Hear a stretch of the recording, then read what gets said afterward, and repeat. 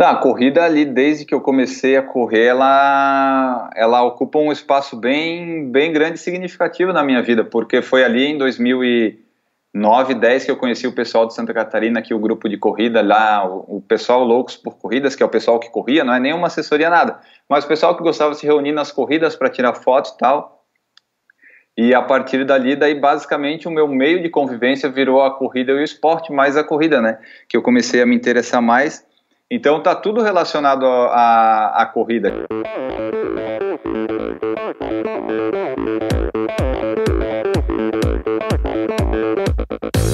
Oi, eu sou a Fernanda Keller. Eu sou o João Amoedo. Sou Poliana Kimoto. Aqui é o Murilo Fischer. Aqui quem fala é Ronaldo da Costa. Olá, sou Henrique Avancini. E esse é o Endorfina Podcast. Endorfina Podcast. Tamo junto, hein? Sou Michel Bogli e aqui no Endorfina Podcast você conhece as histórias e opiniões de triatletas, corredores, nadadores e ciclistas, profissionais e amadores. Descubra quem são e o que pensam os seres humanos que vivem o esporte e são movidos à endorfina.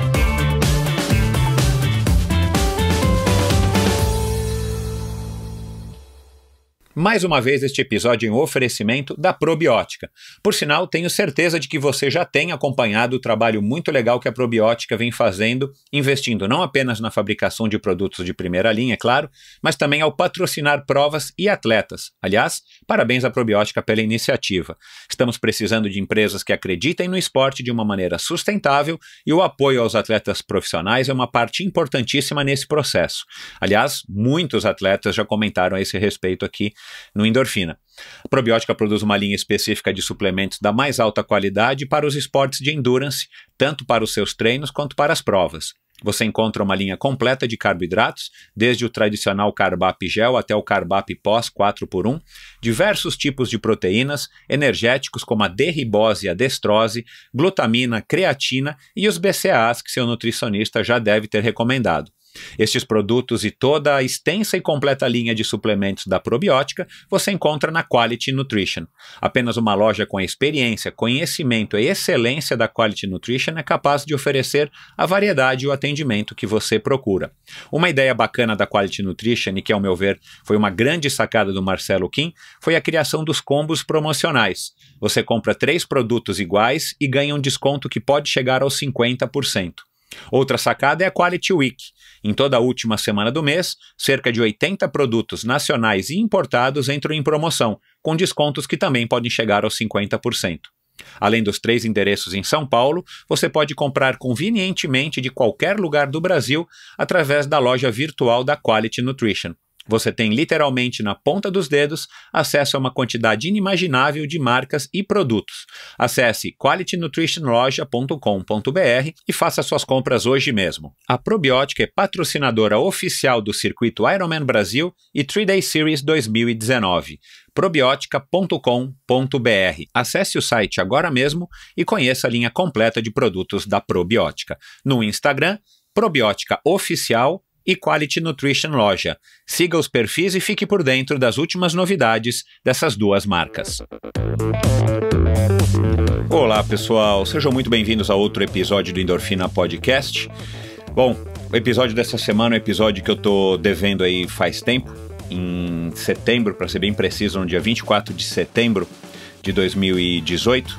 O Enio me convidou para participar do PFC, por falar em corrida, um podcast dele, e a gente bateu um papo super legal e tal, e isso atiçou a minha curiosidade para também estar conhecendo um pouco da história dele, e quando você é o convidado, quando você é o entrevistado, fica difícil de você ficar matando a sua curiosidade por razões óbvias. Então, logo que a gente desligou a gravação, eu falei, puxa, Enio, agora eu tenho umas perguntas e tal. E a gente falou, bom, deixa eu te convidar de volta aí para participar do Endorfina. Demorou, mas finalmente deu certo. E agora vocês vão ouvir aí um bate-papo legal com o Enio, que eu acho que, não sei, posso dizer que ele deve ser um dos precursores aí dos podcasts de corrida, um dos mais longevos. Ele vai contar a história dele como corredor, um corredor amador, e a história dele através a história dele com o PFC, que começou em 2012, ele é um corredor desde 2008, e em 2012 ele resolveu montar, junto com alguns amigos, o PFC, na carência, na ausência de um podcast que já existia e eu não tinha a mínima ideia, que era o podcast da revista Contra-Relógio, uma revista aí, talvez a revista mais especializada em corrida que a gente tem no Brasil, também a mais longeva. E ele resolveu com esses amigos montar um podcast para falar de corrida. E aí deu esse nome, Por Falar em Corrida, e que hoje é Por Falar em Correr. E essa é a grande democracia, o grande barato do podcast. Você junta uns amigos, você bate um papo, você convida as pessoas que você conhece, os amigos, como eu faço, e você disponibiliza isso para quem quiser ouvir. Então o Enio vai contar aqui essa história, como é que surgiu a iniciativa dele, como é que foi e como é que está sendo essa viagem de 7 anos já dentro do PFC, por trás do PFC. Hoje ele está sozinho, já faz alguns anos ele está sozinho. O PFC foi evoluindo, teve alguns hiatos, e ele vai contar aí para que vocês entendam também um podcast muito legal, um podcast descontraído, um podcast bem diferente aí do podcast do Endorfina, um podcast que aborda, além de abordar só assuntos da corrida, é um podcast que mescla entrevistas, e aliás algumas entrevistas bem legais com o próprio Daniel de Oliveira, que já passou por aqui, e tantas outras pessoas que o Enio já recebeu. E ele também conversa e dá as opiniões, enfim, é um podcast, e vocês vão perceber pela personalidade dele que mistura aí um pouco de humor. Ele é um cara super bem humorado e tal, a namorada dele também participa de vez em quando.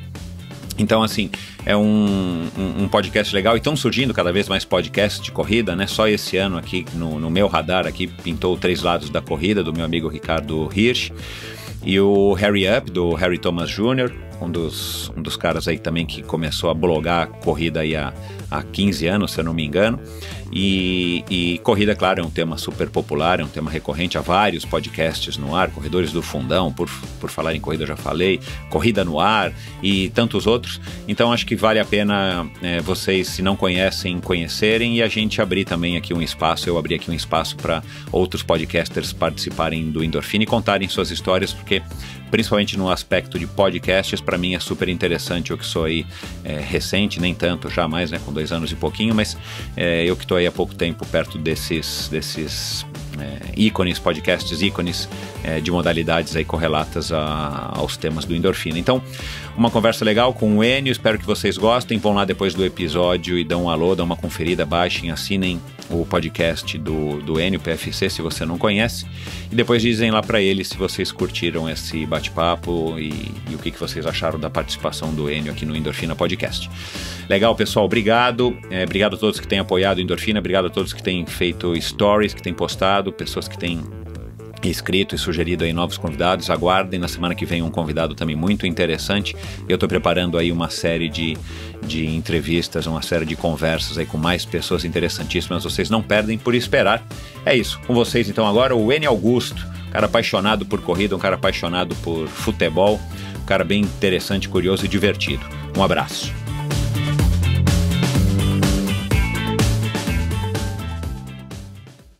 Meu convidado começou a correr em 2008 na esteira de casa, mas foi a descoberta de um app, em 2010, que o fez curtir e mergulhar a fundo no esporte que, àquela época, já tomava conta do país todo. Experimentou as alegrias e frustrações das corridas de todas as distâncias, até que em agosto de 2012, com a ajuda de amigos, resolveu iniciar um negócio chamado podcasting, que na época era praticamente desconhecido no Brasil. Recebo hoje para uma conversa sobre a vida, corrida e podcasting, o torcedor do Grêmio e servidor público Enio Augusto Urbanesque Gris, de 32 anos, mais conhecido por ser a voz do Por Falar em Correr, ou PFC, um descontraído podcast que fala sobre corrida, é claro. Bem-vindo, Enio. Opa, muito obrigado. Estamos aí. Vamos falar um pouquinho então. É raro eu estar nessa condição de ser entrevistado. Vamos ver o que acontece. Então, cara, e só já para fazer aqui um comentário, né, aos ouvintes, na verdade eu estou retribuindo uma cortesia, né, do PFC. Você e o Guilherme, na época, né, me convidaram no ano passado para gravar o PFC 270, e isso é uma prática bastante comum. Quem ouve podcast sabe que isso é uma prática bastante comum dentre os podcasts e podcasters, que é fazer esse...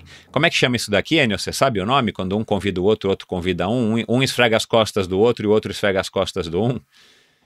Acho que é crossover, eu não tenho certeza. Tem um nome, mas enfim, aí no meio do podcasting isso é bastante comum e eu tô super atrasado em falta com vocês, mas foi realmente por a correria aí da minha parte de estar retribuindo esse favor, que não é só um favor, na verdade a gente também está disseminando informações importantes e interessantes e disseminando também o podcast, então acaba sendo uma coisa de vias, de mãos duplas e de várias vias.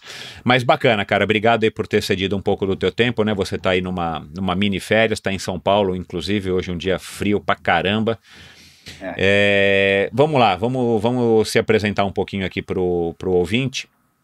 Você teve uma infância normal? Você é da onde mesmo, Enio? Florianópolis, Santa Catarina, desde sempre. Isso, a Ilha da Magia, a terra do Iron Man, sinônimo de Iron Man hoje em dia, né?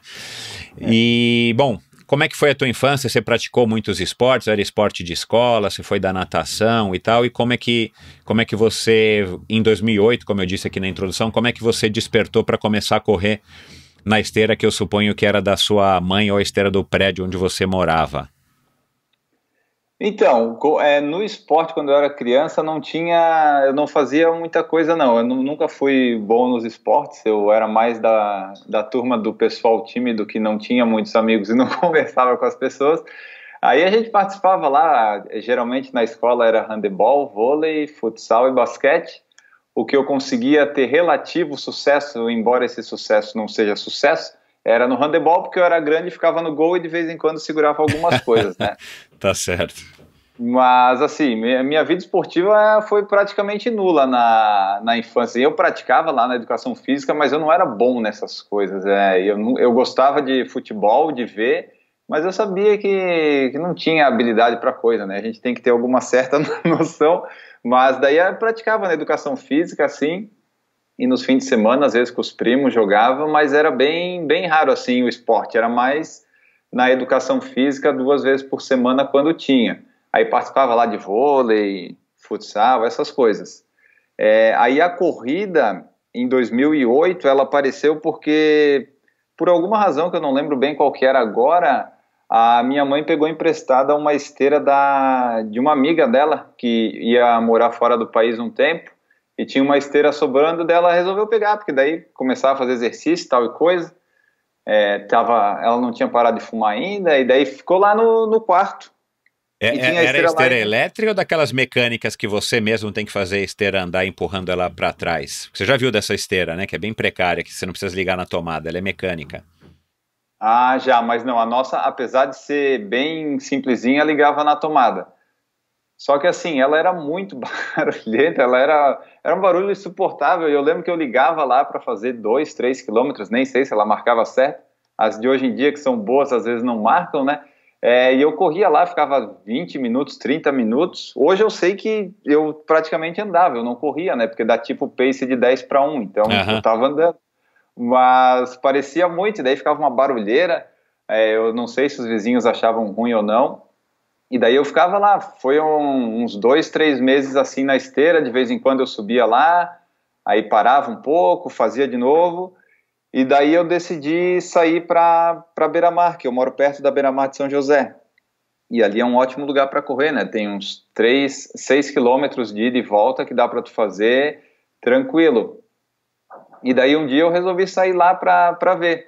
E as corridas em si, que daí foi quando eu comecei de fato a fazer a corrida e o esporte, foi por causa dos meus primos, que estava tendo a Maratona de Santa Catarina em 2008, e dentro da Maratona de Santa Catarina tinha a prova de 10 quilômetros, que era a prova alternativa à corrida rústica. E passava propaganda na TV, que tinha apoio lá da Secretaria de Esporte e tal, aí o pessoal corria, as minhas tias lá eram professoras de educação física, aí o pessoal começou a falar, por que não vamos correr? Daí eu me inscrevi. Só que eu nunca tinha treinado mais que 3 quilômetros, acho eu.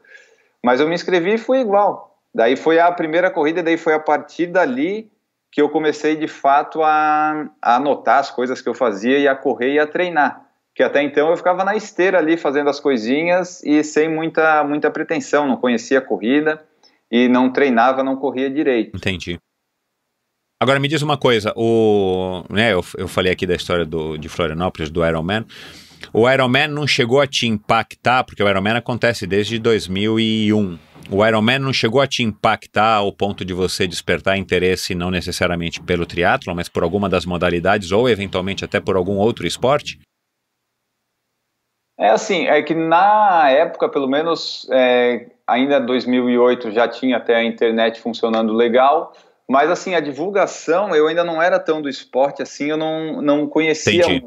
Eu não, para ter ideia, eu nem conhecia, eu nem me ligava que tinha Ironman, que o Ironman complica tudo as ruas lá em Florianópolis, né? O pessoal que não pratica esporte geralmente reclama do trânsito no domingo. Eles resolvem sair no domingo às 6 da manhã e acham que a via tem que estar liberada para eles, né? É um absurdo sair no domingo às 6 da manhã, fica em casa. Mas, enfim, aí nem isso me atingia porque eu não era muito ligado em esportes ainda. Entendi. Aí quando eu comecei a correr, que eu comecei a ver mais ou menos o que era. Mas, tipo, em 2008 a corrida ainda não era aquela coisa toda, não tinha tanta divulgação e pelo menos para mim o Ironman também não tinha quase nenhuma.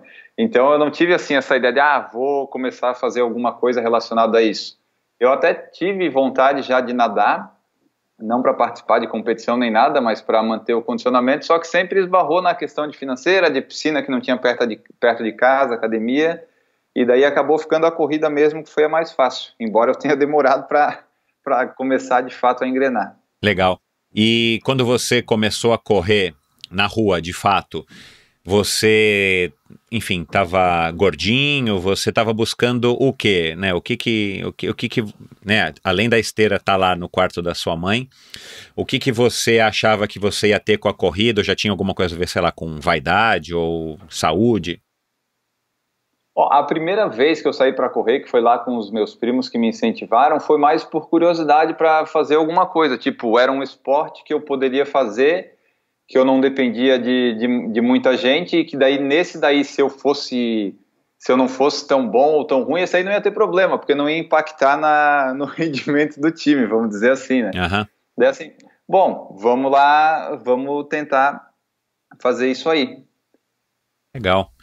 Cara, e que app foi esse que mudou, né, 3 anos depois, que mudou, assim, a tua visão da corrida? Você me contou que depois do conhecimento desse app, você, enfim, começou a se dedicar mais e a querer melhorar o teu desempenho. Isso, porque na Beira-Mar de São José, a gente tem marcações, na época era a cada 250 metros. Uhum. Aí, basicamente, eu tinha que sair de casa, ir até a beira-mar e lá começar a correr. Aí, lá eu conseguia ter uma noção aproximada do tempo e distância que eu fazia, mas era tudo aproximado. Hoje eu até sei com GPS que está mais ou menos certo isso, aquilo ali. Mas na época eu não tinha referência nenhuma, então eu saía para correr, tipo, 3, 4 quilômetros. Fazia assim, eu até tenho anotado aqui os tempos e os quilômetros que eu fazia, mas eu não consigo dizer se é muito confiável. Entendi. Isso, que era aquele relógio de pulso normal e a marcação da beira-mar. Entendi. Aí em 2010 foi... Antes disso eu já estava participando de algumas corridas, mas assim, eu não sabia as distâncias nem os tempos que eu fazia. Eu sabia pelo relógio, mas não tinha grande confiança assim, no que estava ali nos números. Sei. E daí até então, ali 2010, na metade, quando eu descobri o Runkeeper, que eu vou falar dele, os meus ritmos de corrida que eu tenho aqui era tudo acima de 6, de 7. E das primeiras vezes que eu comecei a usar o aplicativo para correr, eu comecei a fazer 6, 5,59, 5,58. Entendi. Aí eu comecei assim, bom, tudo bem, não tô tão rápido, mas eu não sou tão lento quanto eu pensei que eu era. Eu imagino que o app te deu como é que eu posso dizer? O app te deu uma noção mais palpável, né? Uma coisa mais realista de avaliar o teu desempenho, né? De medir o teu desempenho primeiro para que você avaliasse e julgasse, enfim, que você estava melhorando ou não. Acho que foi nesse sentido que ele te estimulou? Sim, porque daí naquela época ali eu já tinha o iPhone, foi acho que o primeiro que eu tive, e ali eu vi que dava para baixar um aplicativo, ele tinha um GPS, pelo GPS do celular o aplicativo funcionava. Não é tão preciso, né? Ele dava umas perdidas, mas ele marcava ali tudo, marcava a distância, marcava o tempo, marcava o percurso que eu fazia, os ritmos, e daí ali eu consegui ver.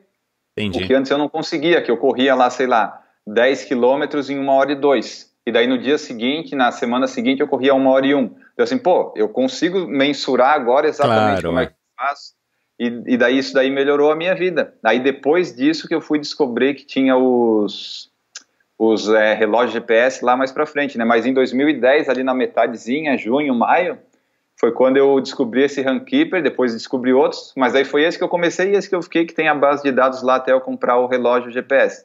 Então aquilo ali me ajudou a ter uma primeira evolução na corrida, que eu vi que dava para correr mais rápido e que realmente estava marcando que estava mais rápido, não era aquela lentidão toda.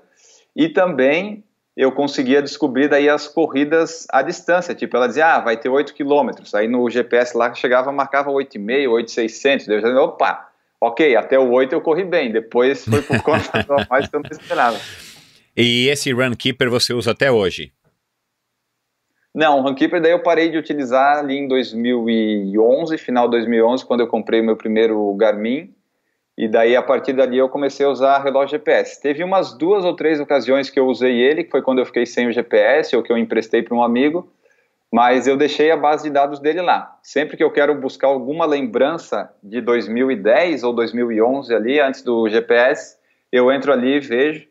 Eu até já exportei algumas coisas para o Garmin Connect, mas ainda falta organizar tudo. Mas daí tá tudo aí espalhado, né? Teve já no Nike Running, tem no Runkeeper, tem no Garmin Connect, tem no Strava, tá tudo espalhado. Alguém tem que criar alguma interface para juntar tudo isso, né? Para quem quiser, enfim, ter um log completo de corrida e o cara não precisar ficar buscando, né? Alguma coisa que fale a mesma linguagem e condense num lugar só. E aí você já não usa mais caderninho para anotar nada? Não, desde o começo eu sempre usei planilha de Excel. O pessoal fala mal da minha planilha de Excel, mas ela é muito completa. Ela tem minhas anotações desde 20 de abril de 2008. Caramba! E por que você resolveu anotar tudo? Você é um cara que é tipo fanático por números, ou você é um cara, sei lá, que foi daquele CD de matemática, CDF de matemática na escola, que lida bem com números, ou foi mera curiosidade de estar anotando e eventualmente podendo comparar o que você estava fazendo? Então, eu gosto bastante de anotar as coisas. Às vezes elas não vão ser usadas nunca e não fazem muito sentido, mas eu gosto de anotar. Na escola não era assim, bom. Na primeira e na terceira série eu até ganhei aquele negocinho de honra ao mérito de melhor aluno da sala. Eu achei muito incrível isso. Eu nunca mais consegui repetir. E na matemática eu gosto dos números, assim, as contas básicas e tal, eu sei fazer. Agora, se começar a vir com trigonometria, essas coisas, daí já não é comigo. Entendi. Mas a planilha serviu para isso. Aí eu anotava tudo ali, porque daí eu queria ver, eu corri isso hoje. Quando é que eu corri de novo? Corri lá. Daí eu conseguia ver pelo menos alguma evolução dos meus treinos. Uhum. Eu conseguia saber, tinha um aplicativo, óbvio, mas aí na planilha eu conseguia condensar tudo ali. E daí ela foi tomando forma. Agora ela já está no Google Drive, tem mais de 10 abas, e o pessoal me acha louco, mas eu gosto de ter esse controle aqui, que às vezes não serve para nada, mas está todo o histórico. O dia que você precisar, tá aí. Exatamente. E você treina, tá tudo aqui. E você sempre treinou sozinho, ou você já passou por alguns grupos ou treinadores, ou você pega na internet, ou como é que é a tua relação com o treino, além de ter tudo isso já anotado e salvo nesses aplicativos? Então, até 2008, 2009 eu corria por conta. Eu às vezes via alguma coisa na internet, alguma coisa em revista, mas eu fazia por conta, assim, os treinos sem muita frequência. Ficava 5, 4 dias sem correr, ia quando dava vontade, assim, não tinha meses que eu corria 2, 3 dias só. Entendi. E participava mais de prova do que de treino. Em 2010, que eu conheci o pessoal da Treine Bem, que era uma assessoria em Florianópolis, que agora acho que eles só fazem ginástica laboral, não sei se ainda tem assessoria, que daí o meu primo lá participava, e eles iam participar do Montandu, que acontece ali a Lagoa da Conceição, e daí ali eu participei do Octeto, e daí a partir dali eu fiquei treinando com eles até 2012, mais ou menos, que foi quando eu fiz a Maratona do Rio, e daí a partir dali eu comecei a treinar sozinho de novo, que daí eu já tinha pegado mais ou menos as bases de como funcionava, que era fazer longão, fazer tiro, fazer rodagem e descanso, e daí eu fiquei sozinho de novo. Ali, ainda em 2012, ainda no final de 2012 eu peguei a ajuda de um amigo ali que corria, que fazia Ironman e tudo mais, que ele passava umas dicas de como fazer, aí ele passava lá uns intervalados para eu fazer, assim que eu achava, pô, mas isso aqui não pode ser tanto intervalado, tanto tiro de 1000 assim, não dá, e daí eu fui fazendo, e como aumentou muito o meu volume, eu tive uns problemas na perna, umas dores, que me impossibilitaram de correr a Maratona de Santa Catarina tão bem quanto eu poderia. Eu fiz ela em 4h57, eu achei que eu ia fazer umas 4h30, pelo menos, mas daí deu uns problemas. Tá. Você tem uma ligação, desde então, ou desde sempre, você tem uma ligação assim mais estreita com a tecnologia? Você é um cara que curte os gadgets e os recursos, e agora os apps e, sei lá, as redes sociais também? Você é um cara muito refém, vamos dizer aí, desses avanços tecnológicos? Eu sempre usei bastante, assim, eu não sou tão... Eu não pego os aplicativos tão de primeira assim, quanto tem um pessoal viciado que vive disso, que consegue, né, que tá lá, são os primeiros usuários. Mas, por exemplo, o Twitter eu tenho desde 2009, acho, faz um tempão que eu já tenho o Twitter, logo quando lançou. E eu tenho, assim, todas essas coisas, eu tenho Instagram, tenho Facebook, que hoje eu não uso. O Instagram, sim, eu perco muito tempo nele. Agora ele tem aquele relatório de tempo de uso, eu consigo ver realmente como eu perco de tempo. Mas a grande parte das coisas que a gente consegue, o contato com as pessoas, essas coisas está no Instagram. Hoje em dia o Instagram e o YouTube, né?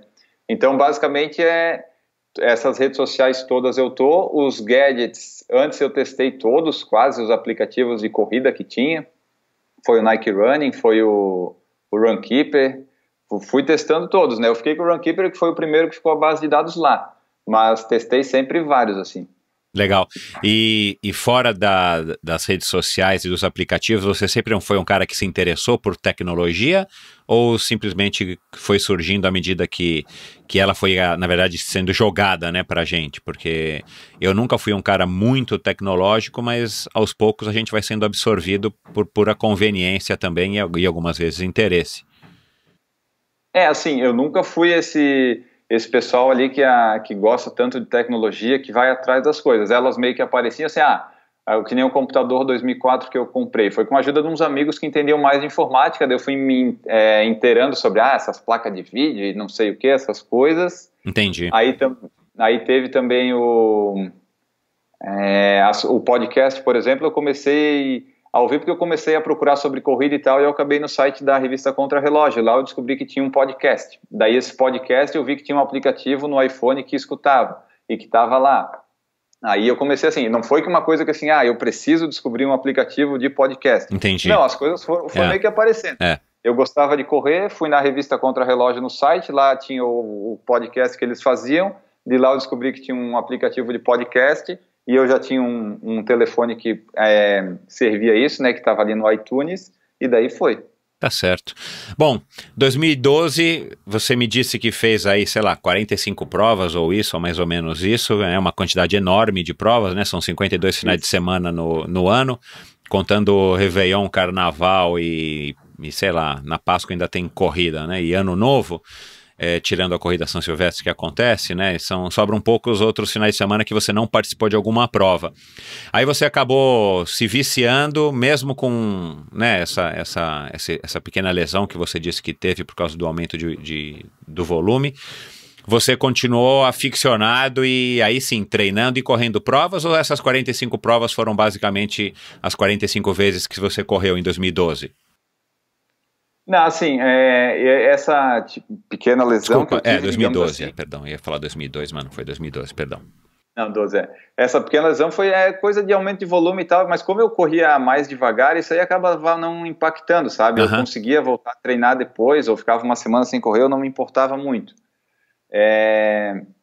Aí em 2012, sim, teve essa loucura aí de participar de 45 corridas.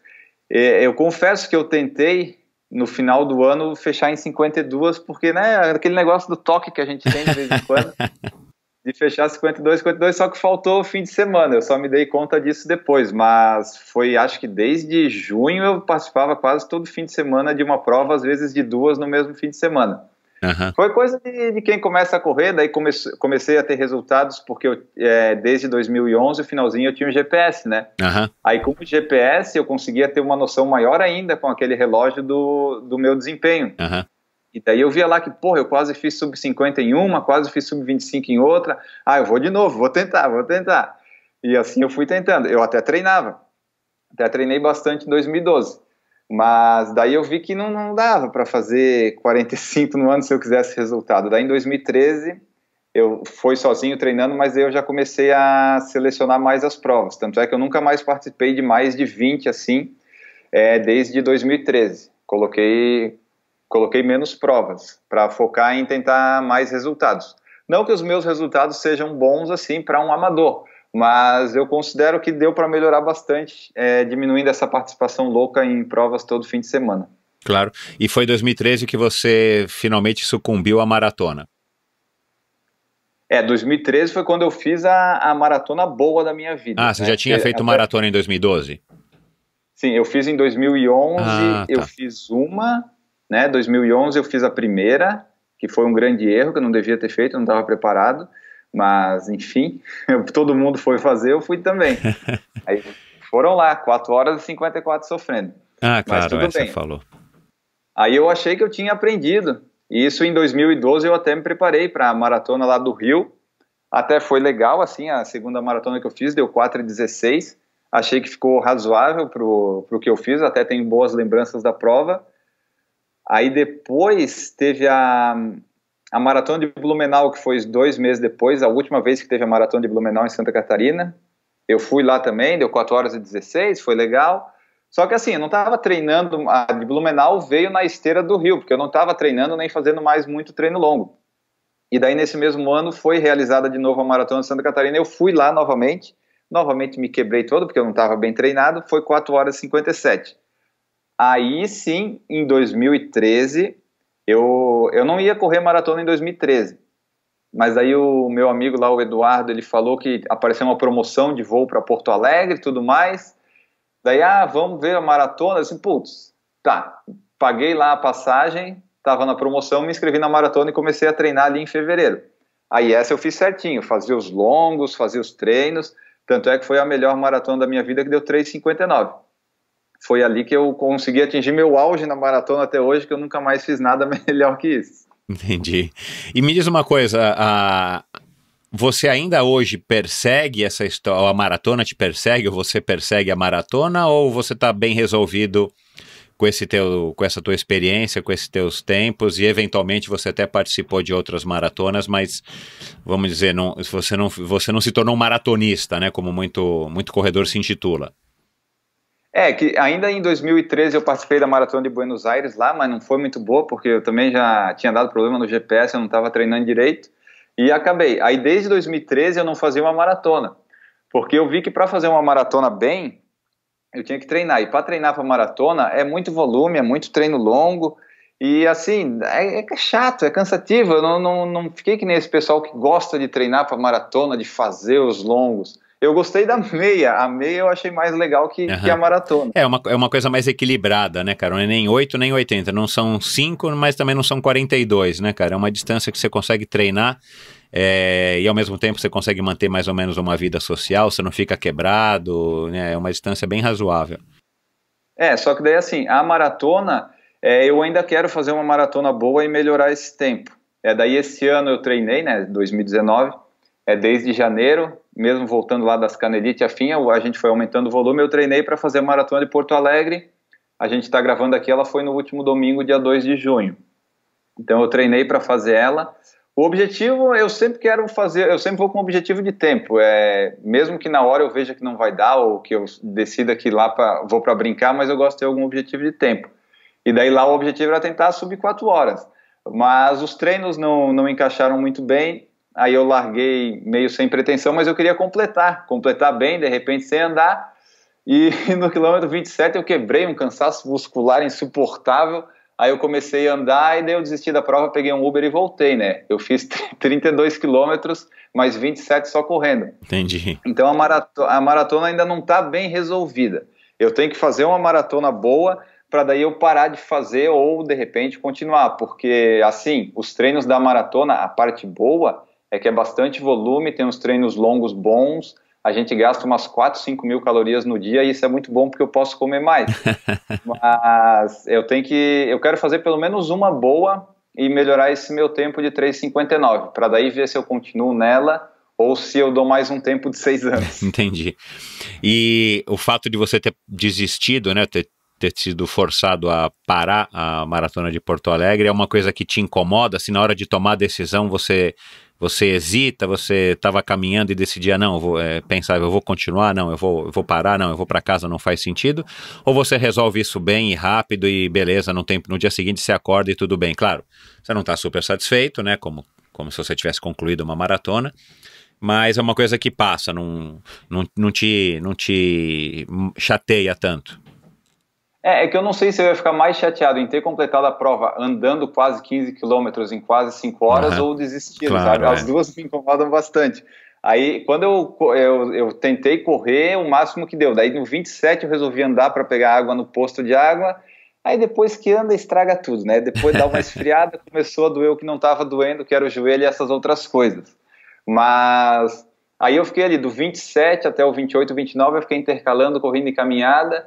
Aí eu fiz as contas, eu estava com o celular, porque como eu coloquei o negócio do Garmin Connect ao vivo para o pessoal acompanhar, aí eu mandava mensagem para a Andressa, minha namorada, dizendo, eu quebrei aqui, eu estou andando e caminhando, acho que eu vou demorar para chegar, nem precisa esperar para as 4 horas que vai demorar mais. Vai lá para umas 4h30, 4h40. Aí eu comecei a ver, tá dando 7h30, 7h40, né, muito sofrido, não vale a pena ficar andando 15 quilômetros, intercalando até lá, vai demorar muito. Daí eu fiquei pensando, como tu falou ali, eu pegava o celular, abria o aplicativo do Uber, tem uns Ubers aqui perto, será que eu pego, será que eu não pego?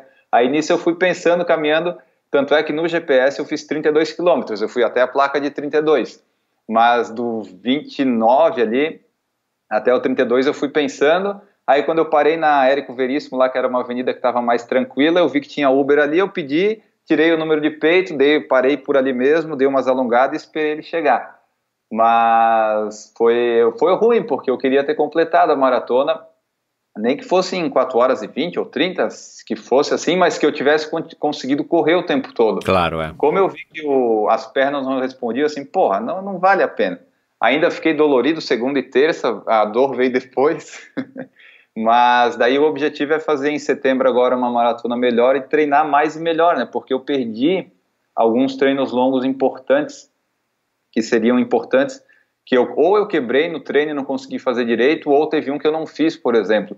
E daí eu acho que essa falta de bagagem atrapalhou na parte muscular, porque eu não lembrava mais como é que era uma maratona, eu não sabia o que ia acontecer, e a parte mental também não.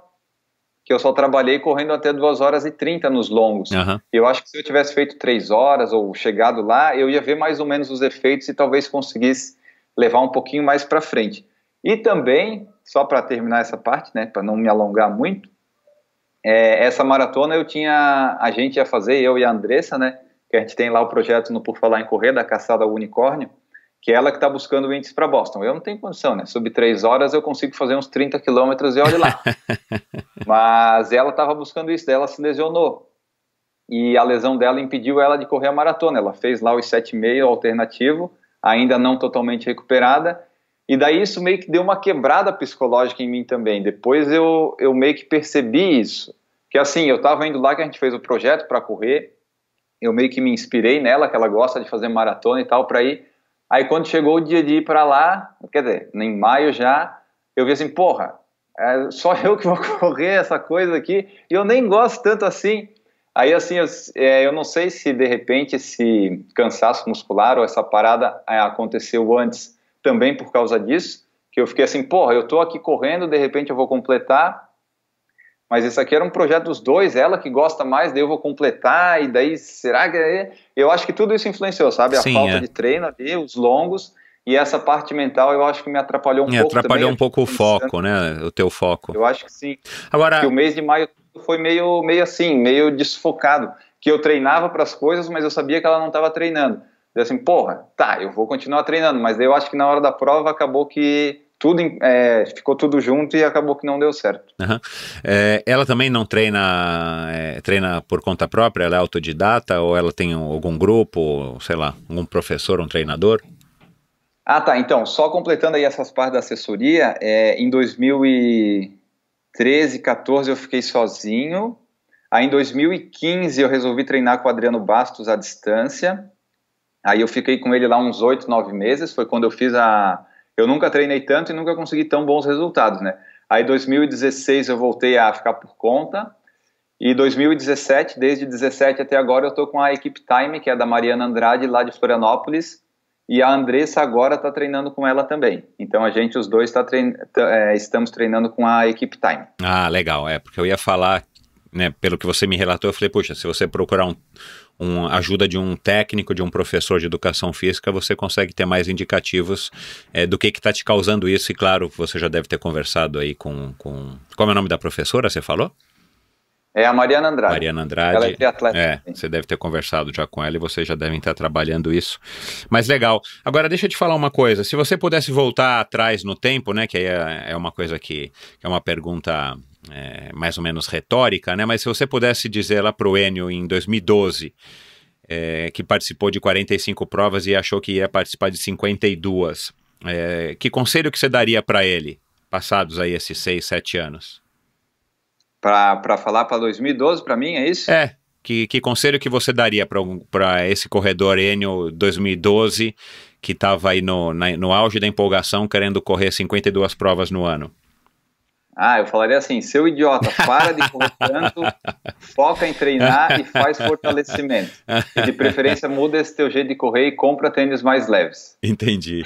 Legal. Cara, e você acha que a corrida traz o quê para a sua vida, né? O que ela te trouxe, te traz, assim, como é que você enxerga a corrida, qual que é o peso da corrida na tua vida hoje, sendo que você tem o podcast, né, que você tem que falar de corrida, né, porque é isso que as pessoas te ouvem e esperam que você fale, você namora a Andressa, que é corredora, e você curte correr, então, assim, a corrida tem que peso, que importância na tua vida? A corrida ali, desde que eu comecei a correr, ela ocupa um espaço bem grande e significativo na minha vida, porque foi ali em 2009, 10 que eu conheci o pessoal de Santa Catarina, aqui o grupo de corrida lá, o pessoal Loucos por Corridas, que é o pessoal que corria, não é nenhuma assessoria, nada, mas o pessoal que gostava de se reunir nas corridas para tirar fotos e tal, e a partir dali, basicamente o meu meio de convivência virou a corrida e o esporte, mais a corrida, né, que eu comecei a me interessar mais. Então tá tudo relacionado à corrida, tipo, eu perder peso ou parar de beber refrigerante como eu bebia, ou mudar alguns hábitos alimentares, ou conhecer novas pessoas, foi tudo ligado à corrida, assim. A vida social eu nunca tive muita, depois com a corrida eu continuei não tendo vida social que as pessoas têm, mas daí comecei a ter na corrida, nos eventos, e basicamente os meus contatos hoje ou são amigos da corrida, ou são amigos da corrida, ou são alguns amigos da corrida também, mas tem alguns familiares e alguns amigos no trabalho, mas aí eu coloco mais assim como mais conhecido, assim, sabe? Eu não tenho tanto contato, o contato que eu tenho mais é com o pessoal da corrida mesmo. E a Andressa veio da corrida, ou você que trouxe ela para a corrida? Não, ela já corria, isso é uma longa história, ela já corria, daí ela entrou lá para o grupo de apoiadores do podcast, Por Falar em Corrida na época. E daí, numa dessas minhas vindas a São Paulo para fazer concurso, ela ofereceu carona, e daí agora foi acontecendo, e daí excelente, a gente legal. Cara, então, o PFC, o PFC também pode ser conhecido como um app de relacionamento, é isso? Nesse caso, no meu caso, sim, né? Você não formou nenhum outro casal? Não, mas já tem o pessoal que apoia o podcast, lá o grupo de apoiadores, tem o pessoal que são marido e mulher, que ambos apoiam o podcast, né, mas eles já eram marido e mulher antes de começar, mas daí estão lá também. Mas pode-se dizer que é um aplicativo, né, um podcast de relacionamentos de amizade, porque daí tem bastante gente que está lá no grupo agora, tem de Manaus, Rio Grande do Sul, tem lá de San Diego, enfim, o pessoal, a gente criou uma comunidade, um grupo, isso, né? Um grupo legal, assim, legal, com algumas pessoas que participam lá. Mas assim, em 2016, o Guilherme, o Newton e o Maurício, eles fizeram lá uma brincadeira do Enio Procura, porque o Enio não tinha namorada na época, né? E eles falavam, não, o Enio tá aí procurando uma namorada e tal e coisa, né? Tem lá até os episódios falando disso. Aí falava assim, o que você quer de namorada? Eu falava, eu queria uma namorada que corresse rápido, talvez mais rápido que eu, né? Se fosse bonita, melhor. E daí, tipo, quando surgiu a Andressa, ela tudo isso, ela corre rápido, mais rápido que eu, ela é inteligente, ela é bonita, assim, deu certo, depois de 1 ano, deu certo. Vamos abrir um parênteses aqui pro momento, amoroso desse nosso bate-papo. E ela tinha ouvido esses podcasts que você estava declarando o que você queria no Enio Procura, ou ela não tinha ouvido, ela passou a ouvir depois? Eu acho que não, porque eu acho que ela começou a ouvir em 2017 os negócios do podcast de corrida, que foi quando ela começou a correr mesmo de fato. Uhum. Eu acho que não, porque a gente brincou com isso até mais ou menos junho de 16, que foi quando a meia de Floripa caiu bem no dia 11 de junho, que foi véspera do dia dos namorados. Isso. Tá bom. Não, em 2016, desculpa, foi o domingo da meia de Floripa, foi o dia dos namorados. Aí foi até lá mais ou menos isso que eles levavam. Ah, tá. Eu achava que não fazia sentido ficar fazendo essas campanhas, mas daí o Guilherme e o Newton iam fazer. Faz aí, não vai dar certo mesmo. Bom, por vias tortas deu certo, né? Mesmo sem ela saber, deu certo. Cara, e de onde que surgiu a ideia de gravar um podcast, né? Você contou aqui rapidamente que você foi atrás da revista Contra-Relógio, você descobriu que lá tinha um podcast, eu desconhecia, né? Eu li a revista Contra-Relógio há muitos anos, mas eu também não sabia que eles tiveram um podcast, infelizmente não existe mais, e aí você descobriu o que era um podcast, eu imagino que você não soubesse, né, o que era um podcast, e de onde que surgiu a ideia de você e do Guilherme de criarem um podcast? Então, ali foi 2012, né, um pouquinho depois das Olimpíadas, eu entrava no site da Contra-Relógio, até ouvia já o podcast que o Sérgio Rocha e o André Savazone faziam, mas nessa época a gente até contou isso, depois se o pessoal quiser ver, acho que tem o episódio 100, a gente contou isso bem do Por Falar em Corrida, quando a gente fez o comemorativo. Tinha lá o bolão do Corrida no Ar, do Contra-Relógio no Ar, desculpa, o Corrida no Ar veio depois do Sérgio, que era o bolão das Olimpíadas. E daí lá a gente estava participando, eu e o Guilherme, estava participando lá, que pegava os resultados da Olimpíada do atletismo, colocava lá, e o pessoal que vencesse lá, os primeiros, iam ganhar uns brindes da revista. Uhum. E daí lá a gente participava e comentava no grupo do Facebook do Loucos por Corridas lá de Santa Catarina algumas coisas, e a gente começou a ver que tinha um cara lá que tava, ele acertava muito os resultados do atletismo, assim, era meio surreal, ele estava em primeiro, mas assim, eram uns palpites muito certos demais, daí a gente começou meio que a desconfiar, e aí eu descobri que dava para, depois que tu apostava no bolão, tu conseguia, depois que fechava tudo, tu conseguia, se tu deixasse aberto o navegador, tu conseguia mudar e salvar de novo. Deu assim, olha, assim que esse cara tá fazendo. Aí eu comecei a fazer também, pra não deixar ele ganhar lá. Aí, depois de um tempo, o pessoal, o dono do aplicativo lá, o cara que fazia lá pra revista lá, ele veio falar comigo do como é que eu tava fazendo e tal. Daí eu falei, não, eu tô fazendo desse jeito que tem uma falha ali. Tu até pode me desclassificar lá, não tem problema. Só que tem o outro cara ali que tava fazendo, eu acho que ele tava fazendo igual porque ele tava acertando tudo. E daí ele via no log lá a hora dos palpites, e realmente dava para fazer isso, né? Até na época eu dei uma entrevista pro Contra-Relógio no Ar, que não foi ao ar, porque a gente fez antes disso aí, né? Quando foi feito, eu até estava acertando os palpites, estava bem posicionado por mérito próprio. Mas aí depois que a gente gravou, que foi descoberto isso, né, que a gente conseguiu ver isso, aí o Sérgio já não colocou no ar porque não fazia sentido colocar alguém que tinha colocado os negócios lá falando do bom desempenho. Mas aí a partir disso, né, dessa minha, como é que eu vou dizer, não é um crime, né, mas é uma coisa feia de se fazer, não se deve fazer isso, mas eu fiz por bem para não deixar o cara ganhar, mas embora seja errado. Aí eu e o Guilherme conversava às vezes sobre isso, e do nada, num dia, ele chegou e me convidou para fazer um podcast, assim, o que tu acha da gente fazer um podcast de corrida? Eu assim, eu tava ali, ainda tava, nessa época eu tava sem emprego, assim, não tô fazendo nada, vamos fazer, o pior que pode acontecer é ninguém ouvir, a gente não fazer mais. Aí a gente começou fazendo lá na casa dele, divulgava mais. E ele é quem entendia de como gravar, como hospedar, como subir, como criar o feed e tudo mais, ou vocês tiveram que aí juntos pesquisar?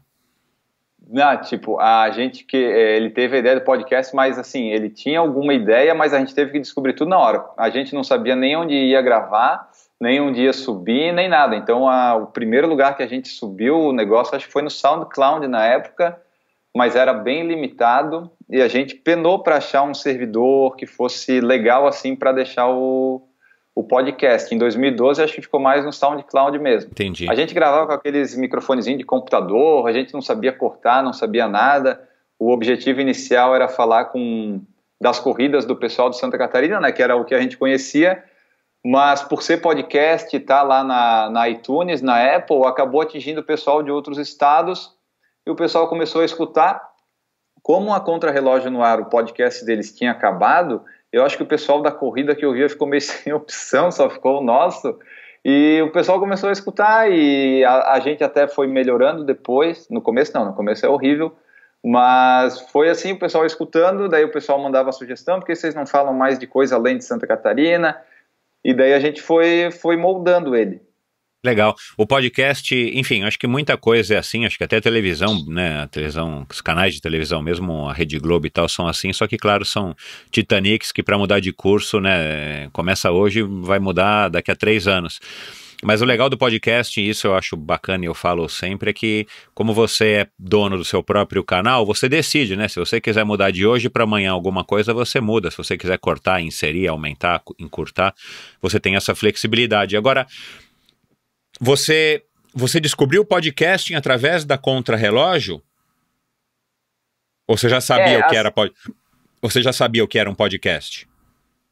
Não, eu não tinha muita noção, não. Eu fui descobrir porque eu descobri que no site da revista dava para ouvir direto dando play, né? Uhum. Mas aí a partir dali eu descobri que dava para baixar. E o Guilherme sabia o que era ou ele também só descobriu? O Guilherme corria? Eu acho que ele já sabia mais ou menos o que era, porque ele conhece mais essas coisas de tecnologia. Ah, tá. Era um early adopter, mais early do que eu, né? Mais cedo do que eu. Entendi. Então acho que ele já tinha alguma noção disso. Entendi. E o que vocês, assim, aí vocês decidiram, legal, vamos falar das corridas. Vocês tinham uma expectativa de que vocês iam ter o sucesso que vocês tiveram, a longevidade, né, que vocês ainda estão tendo? Ou foi uma coisa que vocês se programaram, não, vamos fazer aqui 2, 3 episódios e depois a gente vai ver o que dá? Como é que foi? Houve uma mínima conversa para que vocês tivessem esse planejamento? Era mensal no começo? Qual que era a frequência? Como que vocês se propuseram a fazer? Não, a gente pensou assim, bom, vamos fazer e ver o que acontece, fazer umas 2, 3 edições, alguém vai ouvir, nem que seja o pessoal ali de Santa Catarina, e se ninguém ouvir a gente para e tal, vamos fazer. E daí os primeiros ali nós fizemos, o pessoal às vezes dizia que estava bom, mas eu acho que eles falavam isso só para apoiar a gente não desistir, porque não estava. Mas daí a gente continuou, a gente fez 10 em 2012, que a gente começou em agosto, fazia um a cada 2 semanas. Aham. Como ainda o Skype, acho que a gente nem sabia como é que dava para gravar por Skype, não tinha o Hangouts lá do Google, eu ia todo dia, uma terça ou uma quarta, lá na casa dele, já que os dois estavam sem emprego na época, daí eu ia lá na casa dele na época, a gente gravava, no mesmo dia nós dois lá meio que editava junto, editar que eu falo é cortar, né? A gente cortava uns barulhos e já lançava no ar no mesmo dia, sem muita frescura ou produção de capa ou coisa, só subia no coisa e jogava. Entendi. E daí foi mais ou menos isso. Essa era a frequência, a cada 2 semanas, tentando melhorar um pouquinho a cada semana. E vocês foram evoluindo aí nesses 10 episódios ao ponto de ficar mais confortável de gravar e de subir? A gente foi pelo menos aprendendo assim, na hora de falar, pelo menos a não ficar muito com sabe? A gente já tinha mais uma noção do que falava. No começo a gente era muito travado, não tinha espontaneidade quase nenhuma, assim. A abertura do primeiro programa é horrível, se o pessoal vê. O Guilherme, quando ele vai falar estado de Santa Catarina, ele se atrapalha todo na primeira fala. Então, a gente não tinha ainda muita noção das coisas, mas fazendo o podcast, a gente foi pegando esses jeitos de como falar. Durante as semanas que passavam, nós pesquisávamos ali onde poderia subir ou o que poderia fazer. Então, o método continuava sendo meio arcaico, com aqueles microfonezinho branquinho, fininho de computador, mas a gente já tinha uma noção de quando é que ia acabar, o que ia cortar e como é que ia subir. Então, a gente foi tendo uma noção melhor das coisas de como fazer. Legal. E vocês estabeleceram uma linha editorial? Vocês definiram antes assim, bom, nós vamos falar da corrida e a gente vai começar falando dessa maneira e a gente vai, sei lá, vocês começaram vocês estruturaram nesses 10 episódios o formato? Foi um formato padrão ou foi uma coisa bem solta e que foi evoluindo? Os primeiros episódios a gente basicamente falava das corridas que aconteceram, algumas que eu tinha participado e das corridas que iam acontecer. Era tipo meio que um calendário de corridas falado, com alguma experiência relatada das corridas. Como aconteceu a Maratona de Santa Catarina, a gente fez um episódio só sobre ela, tentou fazer alguns temáticos ali, mas ainda estava tudo meio cru, né? Não estava assim muito elaborado. E a gente tentava pegar, por exemplo, na Runner's World, aquela revista lá que tinha lançado recém no Brasil, lá em 2011, 12, pegava lá alguns tópicos que eles tinham aquelas coisas de dicas, de o que fazer, o que não fazer, a gente às vezes usava isso nos nossos episódios. Entendi. E a partir de 2013 que a gente tentou começar temas assim. Como no começo era só eu e o Guilherme, a gente pegava um tema, tipo assim, corridas na Europa, corridas na América, treinamento de base. E no começo era sem convidado, então era gente que pesquisava na internet e falava. Aí tinha bastante margem do pessoal participar dando opinião, porque a gente podia falar e geralmente falava alguma besteira relacionada ao assunto. E tem sempre aqueles que mandam um e-mail para te avisar que você errou, que acaba sendo legal, né, os corretores. Não, é bom também às vezes porque tu vê assim, bom, eu errei nisso, dava para melhorar nisso. E às vezes você vê, bom, tudo bem, eu errei, mas não precisava ter mandado esse e-mail, né, rapaz? Mas tudo bem, pode mandar, não tem problema. O importante é o feedback, que o que tem bastante, eu não sei se acontece contigo ou não, com a gente tem bastante ouvinte que escreve e-mails mentais, que a gente já recebeu e-mail disso. Tipo, a pessoa tá ouvindo o podcast, ela quer comentar alguma coisa, mandar mensagem, mas passa, ela esquece. Aí, tipo, na mente dela é como se ela tivesse enviado ou pensado no que falar. Entendi. Só que para nós não chegou, para nós não veio o e-mail. Não, nunca recebi um desse, não. Tá, me diz uma coisa, e sempre foi essa pegada assim mais divertida, né? Porque vocês estavam, né? Agora você tá aí sozinho, mas assim, você tem esse jeito mais divertido, né? De estar sempre fazendo uma piadinha e tal. Isso sempre foi assim? Ou vocês se inspiraram em outros podcasts? Vocês passaram a ouvir outros podcasts, mesmo que não fosse de corrida, para vocês criarem um jeito de vocês? Porque uma das dicas para quem quer criar um podcast, e isso hoje em dia está sendo super falado e cada vez mais, graças a Deus, e vira e mexe eu recebo aqui pelo menos umas 2 vezes por semana de dicas para fazer um podcast de sucesso, e uma dessas dicas é ouvir podcasts, que eu acho bem interessante, né? Eu comecei ouvindo muito podcast para depois eu achar que eu poderia fazer e para depois chegar no formato que eu cheguei do Endorfina. Como é que vocês definiram qual que era o estilo do podcast que se chamava Por Falar em Corrida no começo? Não, o estilo era basicamente o meu e do Guilherme, que é ser meio debochado e meio divertido, assim, falar as coisas. E como no começo a gente fazia presencial os dois, no começo, nos 3, 4 primeiros episódios, não, né, que a gente ainda estava meio perdido. Mas depois meio que a gente conseguiu encaixar uma interação boa de fazer as coisas. Então a gente não chegou a definir assim, não, vai ser assim. Ele foi assim porque a gente era assim. Entendi. E daí foi. E não sei se você concorda comigo, mas pelo menos dos que eu conheço, né? Não conheço todos os podcasts, é impossível. Mas no Brasil, principalmente, o podcast tem muito dessa pegada, né? Você ouve, guardadas as devidas proporções, mesmo o podcast da Folha, é um podcast que até tem de vez em quando um certo humor e tal, mas eu acho que ficou meio que uma característica do podcast brasileiro, dos podcasts mais baixados, vamos dizer assim, que é o podcast com mais humor. né? Tanto é que acho que o podcast mais baixado ainda do Brasil é o Nerdcast, que é completamente voltado para o humor. Tem informação de qualidade, mas é de uma maneira bem humorada que eles passam essa informação. E vocês, então, mesmo sem ter essa referência, vocês acabaram se incluindo nesse gênero, que é o gênero que predomina no Brasil, uma informação passada com um pouco mais de deboche, às vezes até com uma autocrítica bem divertida e tal. Você concorda com essa minha visão? Sim, às vezes com umas piadas que poderiam ser evitadas, que a gente já recebeu, mas acontece, né? Faz parte. Porque eu acho que assim, a pessoa quando faz um podcast, ela é dona do negócio Exato. ali dela, né?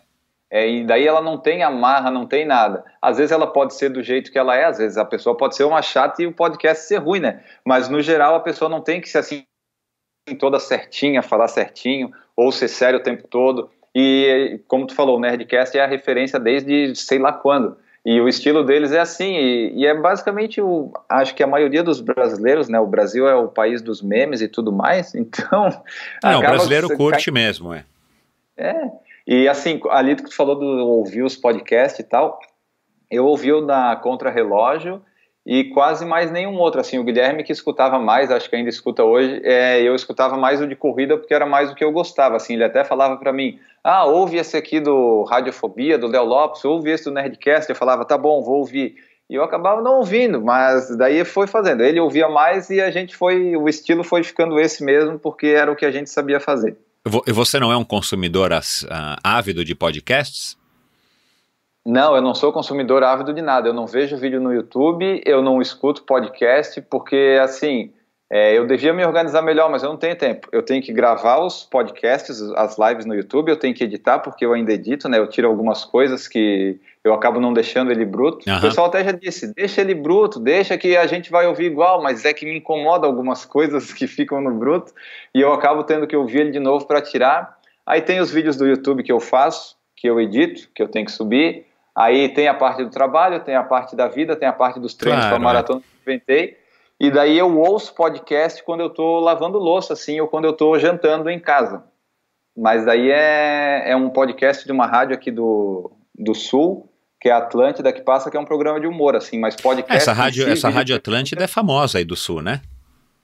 Então, acho que é a maior que tem do FM. Eu já ouvi falar, Aí eu ouço o Pretinho Básico, que é o programa deles, e só. Aí os outros podcasts eu não consigo ter tempo de ouvir, os outros canais de YouTube eu não consigo ver, o que eu vejo é o que está no Instagram, tipo assim, eu sei o convidado que tu levou essa semana no Endorfina porque tu divulga ali no Instagram, né? Assim, ele entrevistou esse cara aqui, que legal, eu até queria entrevistar esse cara, queria ouvir e tal, só que daí acaba passando eu não ouço, eu consigo descobrir o que está acontecendo pelo Instagram, se a pessoa não colocar no Instagram eu acabo não sabendo. Cara, e é bizarro isso, eu ouço bastante podcast, mas aí basicamente o que eu faço também no meu tempo livre, assim, que eu ouço podcast fazendo alguma outra coisa, eu nunca ouço podcast deitado na cama. Ou eu tô treinando, ou eu tô me deslocando, basicamente essas duas condições.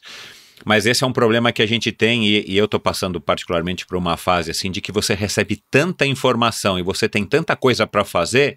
Sim. Cara, que o dia tinha que ter 240 horas, em 24 horas não dá, ainda mais se você precisa dormir, que é o meu caso hoje em dia, eu tô precisando descansar. Então, tem algumas coisas que a gente acaba tendo mesmo que postergar, porque não dá, você não consegue acompanhar tudo, e eu sei muito bem como é que é. Vídeo do YouTube eu não tenho nada contra, mas assim, cara, pra você sentar pra assistir um vídeo do YouTube, eu assisti agora recentemente uma entrevista do Lance Armstrong, muito legal, que ele deu agora recentemente, uma entrevista de 38 minutos, eu ouvi acho que em 3, 4 sentadas, porque eu não consigo ficar 38 minutos sentado vendo televisão, né? Tem Netflix eu não consigo ver também, tipo assim, eu vejo, eu vou perder 1 hora vendo uma série, mas eu podia estar fazendo outra coisa mais útil, sabe? Eu não consigo. Não, é complicado, cara, não é fácil. Mas enfim, cara, aí vocês tiveram um hiato, né? Você me contou, em 2013, vocês ficaram um pouco mais de 1 ano sem gravar, e voltaram em 2014. O que houve para vocês terem decidido parar, e o que fez vocês resolverem voltar em 2014, 1 ano e pouco depois? É que assim, em 2013 a gente estava lá gravando quase uma vez por semana, ainda era o Guilherme que editava ali e tal, botava no ar, mas aí eu tava trabalhando em Jaraguá do Sul, que é uma cidade ali no norte, tá umas 2 horas de Florianópolis, E daí foi 2013, daí o Guilherme também fez, acho que a maratona dele, daí ele estava lá com umas coisas de trabalho, e a gente começou a não conseguir organizar as agendas para gravar os programas que a gente queria gravar. Agora a gente já estava gravando no YouTube, né, que tinha lá o Hangouts, e acabou que foi passando e a gente foi deixando e fizemos lá um último episódio em novembro de 2013 e deixamos de lado, porque não estava dando para encaixar nas nossas rotinas. Uhum. E daí a gente começou a receber alguns e-mails, principalmente um do Maurício Geronasso, que é lá de Curitiba, que até participou conosco no podcast de algumas edições. Ele mandava vários e-mails, mandava para o Guilherme, para a gente voltar a fazer e tal.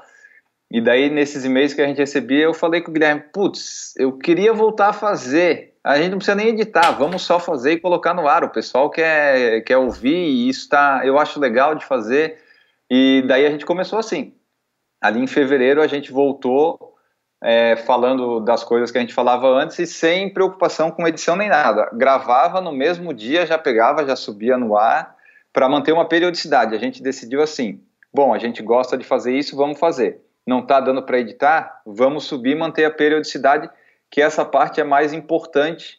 A gente vai estar passando a informação, o áudio está razoável, está bom, e então vamos manter a periodicidade. Depois, quando tiver tempo, a gente ajusta as outras coisas. E daí de 2014 para frente, ali de junho, agosto, setembro, a gente manteve sempre um por semana praticamente, até agora 2019, que eu me embananei todo com as edições e estou atrasado. Me diz uma coisa, cara, o que faz o que fez vocês voltarem, né, e continuarem?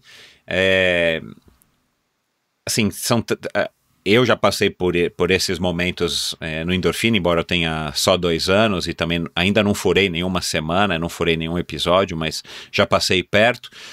Mas o que faz você, e agora particularmente você sozinho, continuar gravando, investindo o seu tempo numa atividade que, claro, eu imagino que ela não esteja pagando o financiamento do seu apartamento, no apartamento da Andressa, nos Jardins, aqui em São Paulo? O que faz vocês voltarem você voltar particularmente a gravar e dedicar o seu tempo pro PFC? Que recompensa que você traz disso? Tá, só assim, não é nos Jardins, tá? Se fosse nos Jardins a gente não ia ter nunca. Mas assim, ali em 2013, 14 foi que eu sentia falta, assim, era uma coisa legal de fazer, que era o lazer, o hobby, assim, do dia, uma parte boa de fazer para falar de corrida. O pessoal já estava ouvindo, né? O pessoal gostava das coisas que a gente falava, assim, porra, tem um pessoal que gosta de ouvir, a gente gosta de fazer, vamos lá, vamos fazer. E daí, assim, o retorno, ele não é financeiro, ele nunca foi. O que a gente tem ali é o Padrim e o PicPay, que o pessoal pode apoiar o Por Falar em Correr se quiser, a partir de R$1. Se quiser contribuir com 1, 2, 3, 4, 5 mil, pode também, daí fica meio que dono. Eu não me oponho a isso, falta achar um grande investidor assim, mas o pessoal pode fazer parte ali. Com 1, 2, 3 reais, enfim, participa lá. A gente não tem algumas coisas que os canais têm, que é recompensa disso. Não, tu participa lá do grupo do WhatsApp e eventualmente, Por Falar em Correr, ganha algumas inscrições de corrida e a gente distribui ali porque o pessoal apoia. A camiseta que a gente fez é com desconto, mas assim, não tem grandes benefícios. Tem o benefício de estar em contato com outras pessoas, outras culturas, outras opiniões, enfim. E daí assim, eu gosto de fazer porque faz parte já do meu dia, assim, eu não consigo me ver sem fazer o Por Falar em Correr, ou fazer os vídeos, o podcast, enfim, já tá ali, faz parte da minha vida. Quando o pessoal encontra assim, o Enio do PFC, o Enio assim, putz, e eu gosto de fazer isso, tanto é que esses aqui de 2019, agora que eu tô fazendo sozinho, eu não tô conseguindo manter a periodicidade que eu gostaria na publicação do podcast, porque eu tenho esse toque de ficar editando. Quando eu resolver melhor isso, vai ficar melhor. Mas assim, no YouTube, toda terça-feira tem a live. Pelo menos eu estou conseguindo manter isso. Uhum. E daí eu tento manter essa rotina, porque assim, não dá retorno financeiro, só dá aquele lado do PicPay, que pelo menos paga os servidores de site, essas coisas, mas daí tem o outro retorno todo, né? Que são as pessoas cumprimentando na corrida, a interação que a gente tem no Instagram, a interação que a gente tem em todos os lugares. Às vezes as pessoas mandam mensagem dizendo, eu me inspiro no programa de vocês, eu ouço todos. Ele sempre, nos dias, no meu dia a dia, ele está me acompanhando na viagem de carro, lavando a louça, nos treinos, corria maratona.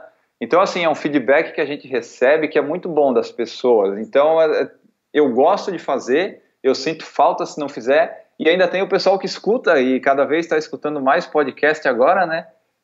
Surgindo cada vez mais podcasts. Tu falou desses recentes de corrida, acho que a gente falou em off, né? Mas enfim, tem lá os vários podcasts de corrida surgindo agora, então, isso é legal. É, muito legal. Tem o Endorfina que surgiu, que está aí fazendo, agora o pessoal ouvindo, está fazendo bastante sucesso, e daí isso vai agregando mais, vai vindo cada vez mais gente ouvindo. A Folha, como tu falou, está aí, a Globo, todo mundo está ali, inclusive atrapalhando o nosso ranking do esporte e recreação, né? Porque virou um ranking de futebol, basicamente. Mas enfim, você acorda no todo dia de manhã, ou X dias de manhã, você vai ver lá no número de downloads, você vai procurar como é que está ranqueado o PFC, ou você já passou dessa fase, enfim, para você tanto faz? Não, às vezes, geralmente quando eu lanço um episódio, 1 ou 2 dias depois, eu vou lá dar uma olhada como é que tá. Eu já fui de olhar mais.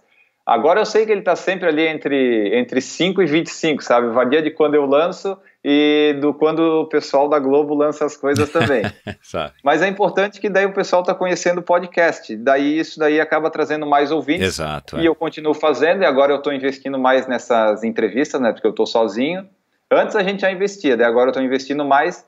E trazer a história das outras pessoas é sempre interessante. Mesmo que, tu não goste da pessoa, ou acaba não sendo uma história assim que tu diga assim, que coisa impressionante. Mas daí sempre tem lá alguma opinião, alguma coisa que tu pode usar, ou mesmo como um mau exemplo. Tu pode dizer, essa pessoa fez isso daqui, que burra, eu não vou fazer igual. Então, sempre é legal ouvir essa história aí do pessoal. Aí. Claro, Me diz uma coisa, você também é partidário de que... Por que você só não ficam no YouTube, por exemplo, que é uma mídia muito mais popular, embora ela esteja perdendo um pouquinho agora de força? Por que vocês decidiram ir para o YouTube, não se migraram para o YouTube, esqueceram o podcast? Porque, né, tirando os últimos, talvez os últimos 2 anos que o podcast deu uma crescida, o podcast é uma mídia ainda muito pequena, né? Você acha que o podcast tem vantagens com relação ao YouTube? Você acha que eles se complementam? Eu acho que eles se complementam, mas eu acho o podcast muito melhor, assim. A gente começou a fazer o YouTube ali em 2016, 2017, porque o pessoal estava começando a fazer vídeo, e a gente, vamos fazer ali no YouTube também, porque é mais uma forma de divulgação. Mas aí nessa época ali o canal Corredores, Mania de Corrida, Tênis Certo, o programa Fôlego, Corrida no Ar e tal, eles já estavam lá evoluindo lá com vários 1000 inscritos. E assim, o YouTube dá muito mais trabalho, tu tem que fazer o vídeo, tu tem que editar o vídeo, tem que colocar efeitinho. Se tu faz um vídeo assim, gravou direto sem cortes, mas daí ficou uma porcaria, tu vai publicar isso? Tem o conteúdo, tem a informação, ok, mas acaba não ficando assim tão bom. Tanto é que lá no YouTube agora do Por Falar em Correr, basicamente tem um ao vivo de terça, o meu vlog que eu gravo toda semana eu tento colocar no ar, mas aí eu faço em casa, assim, eu falando. Sem grandes coisas, e uma outra prova que a gente participa, eu faço a cobertura e boto o vídeo lá, tipo a Wine Run que a gente foi. Mas o podcast é muito melhor, o podcast porque eu gosto de ficar editando e tirando essas coisinhas, mas ele é muito mais fácil e prático, inclusive para consumir, porque o YouTube eu não consigo parar assim para ficar vendo. Até quando eu vejo algum vídeo, eu vou avançando, sabe? Eu vou vendo, vou avançar, vamos pra frente. Essa ansiedade que a gente é vítima hoje é dureza, cara. Eu faço mais ou menos igual.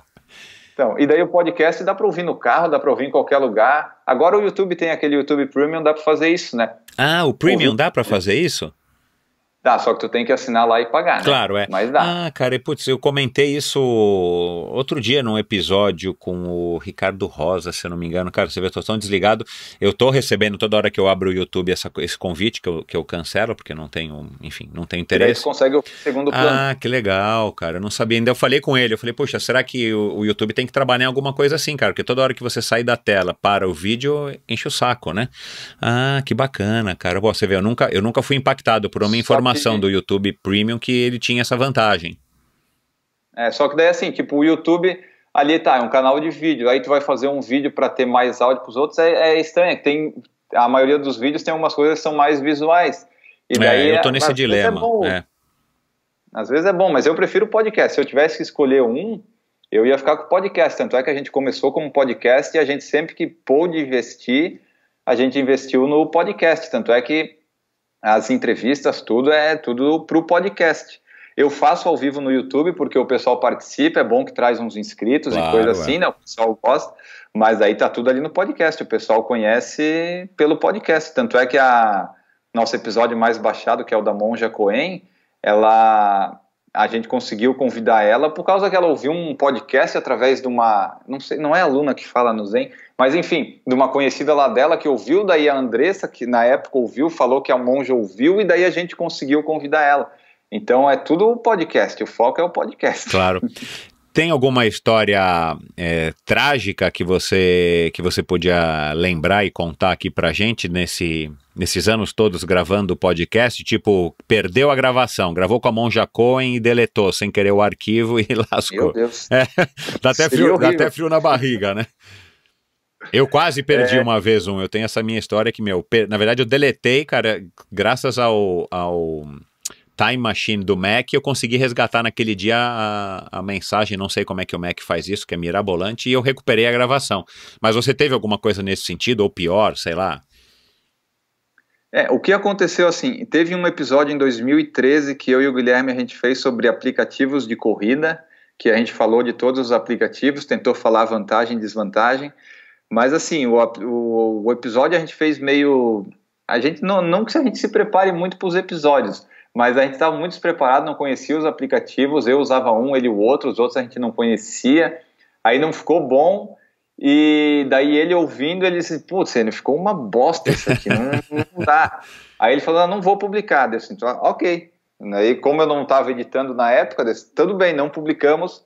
Foi um episódio que nunca foi ouvido e nunca será ouvido, que foi sobre os aplicativos de corrida que a gente fez em 2013. E vocês nunca voltaram a falar sobre esse tema, assim, um episódio sobre esse tema gravando novamente? Não, a gente até pensou em fazer, mas como daí ele tinha TomTom, eu tinha Garmin, a gente não conhecia mais esse aí, daí tipo não tinha que se aprofundar de um negócio que a gente não usava mais. O que a gente fez foi falando dos relógios GPS, falando das diferenças ali do Apple Watch e do Garmin, mas não sobre o aplicativo em si. E teve uma situação que foi pouco tempo agora, acho que foi no final de abril, eu estava demorando para editar o podcast, um que eu fiz, que foi com a Marjorie Barcelos, que acho que foi o 297. Eu ouvi esse, aquela corredora ruivinha, né, magrinha. Isso, ela inclusive correu Porto Alegre agora, acho que foi 6º, 7º lugar. Então, cara, eu achei a história dela incrível, cara, eu quero ver se eu vou bater um papo com ela também. Vale a pena. Aí assim, eu tava editando, daí eu já tava muito tempo editando, porque eu não tava conseguindo editar, ter tempo para fazer as coisas, e ele tava demorando para sair mais do que eu gostaria.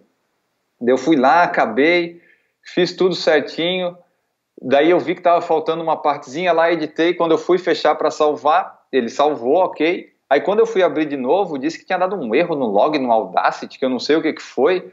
Daí eu apertei na opção para não apagar as coisas e voltar normal, só que voltou a tela em branco, sabe? Não tinha mais nada, não tinha mais nenhum áudio, eu apertei Ctrl V, fui buscar o aplicativo, daí assim, puta que pariu, eu vou ter que editar de novo. Porque assim, o áudio eu consigo pegar no YouTube, tá lá, né? Só que daí eu perdi toda a edição, todos os cortes. Claro, putz, começou do zero de novo. Comecei do zero de novo. Foi um saco editar 2 vezes de novo. Aí eu fiz com um pouco mais de... sem tanto cuidado, deixei algumas coisas que eu não gostaria. Ficou menos criterioso, foi bom para pegar um pouco de desapego, que eu tenho que desapegar um pouco disso, mas eu até que editei em tempo rápido, foi 4 dias, e daí eu subi. Mas esse aí foi, até depois disso, eu baixei a nova versão do Audacity, que até agora não deu problema, que eu fiquei traumatizado. E hoje em dia eu geralmente eu salvo um e depois eu salvo o outro versão 2, sabe? Claro. Eu tenho 2 arquivos agora. Ah, que legal. Eu salvo no computador e salvo num HD externo, porque eu também acabo tendo 2, né? Se um dá pau, eu tenho como recorrer ao outro, né? Teve algum episódio que se destacou, assim, para vocês gravarem ou produzirem? Teve algum episódio, assim, que você conseguiria dizer desde o comecinho que foi um episódio bacana ou foi um episódio especial por algum motivo? Assim, né? Eu não sei bem como é ser pai, porque eu não sou pai. Eu só sou pai de um cachorro que tá aqui, que aliás se chama Garmin. Mas assim... que legal, cara. A gente tem... Boa sacada de marketing para você ganhar relógio da Garmin. Porra, tomara que alguém da Garmin ouça. Ei, Marcelo, isso. Eu conheço o pessoal da Garmin do Brasil. Marcelo, olha aqui, ó. O Marcelo ouve o Endorfina, tá aqui, ó. Entre em contato depois aqui de ouvir o episódio com o Enio. Quem sabe vocês fazem alguma coisa legal juntando o Garmin com o Garmin. Porque a gente deu o nome porque a gente gosta do relógio e porque a gente corre. Daí era essa a ideia. E, aliás, é um galgo que é um cachorro corredor. Né? Então, claro. Isso que eu ia perguntar, tem tudo a ver. Mas, enfim, como eu estava falando, a gente... Hoje já são 298 episódios publicados, o 299 tá para sair e vai assim, né? Já foi mais de 300 gravados. E, porra, é difícil escolher um, assim, eu fico assim, putz, e daí se eu escolher um, os outros não vão ser, mas não que um convidado ou um tema tenha sido mais legal do que o outro, mas algum que foi mais legal, sei lá, por qualquer que seja a circunstância.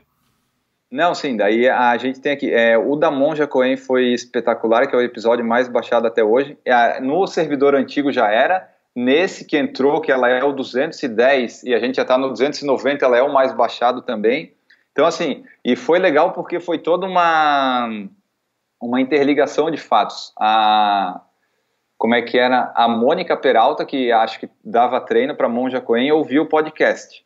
Aí mostrou para ela o podcast que a gente fez com o Daniel de Oliveira, que tu já entrevistou também. Isso, E daí a Monja ficou encantada com o Daniel de Oliveira, com a forma dele pensar, com os negócios lá, e falou disso numa palestra dessas Zen que ela faz. E essa palestra caiu no YouTube. E a Andressa, ela é desses Zen aí, dessas coisas aí, e ela estava ouvindo e ela mandou um e-mail para o PFC. Na época ela nem era apoiadora do projeto, nem nada. Ela mandou assim... meninos, a Monja Coen ouviu vocês, tal. Daí a gente, como assim a Monja? Que legal, cara. Vocês ficaram sabendo pela Andressa. Assim, como assim Monja? A gente sabia que a Monja Coen era tipo a coisa toda poderosa do Zen no Brasil. Assim, não, exato. Tá errado isso. Aí eu mandei pra ela, como assim ouviu? Assim, não, ela ouviu tal, olha só esse link do YouTube. Daí eu ouvi assim, porra, é verdade, porque o que ela mencionou... das falas do Daniel, o Daniel só tinha falado no nosso podcast, que era o que ele comia e tal, na época, né? Tipo, aquilo lá ela só podia ter ouvido no nosso podcast. Claro. Era exatamente o que ele tinha falado. Claro. Daí eu respondi pra Andressa assim, porra, que legal, será que ela não topa falar com a gente de repente? E daí, como ela é da Sangha lá, do Zen e tal, ela tinha o contato do templo, e daí do templo a gente conseguiu o contato, o WhatsApp lá da Monja, a gente fez, e daí conseguiu fazer. Marcou lá um horário, um dia que ela tinha disponível na agenda à noite e gravamos. E foi muito legal, assim, foi um episódio muito, muito bom. Até hoje o mais baixado. Acho que é porque o pessoal procura na busca lá Monja Coen, né? Deve aparecer. Claro, Mas foi muito legal falar com ela, porque assim, é de corrida, porque ela corria, né? Antes de se machucar. Mas aí é sobre todas as outras coisas. E esse episódio dela gerou um seguinte... que a gente fez dela com o Daniel de Oliveira. Eu ouvi esse. E daí, daí foi muito legal, porque daí juntou tudo. Claro, juntou os dois, né? E daí foi tipo a trilogia que a gente fez. Começou com o Daniel, acabou caindo na Monja e depois fez de novo. Claro. Então isso foi muito legal.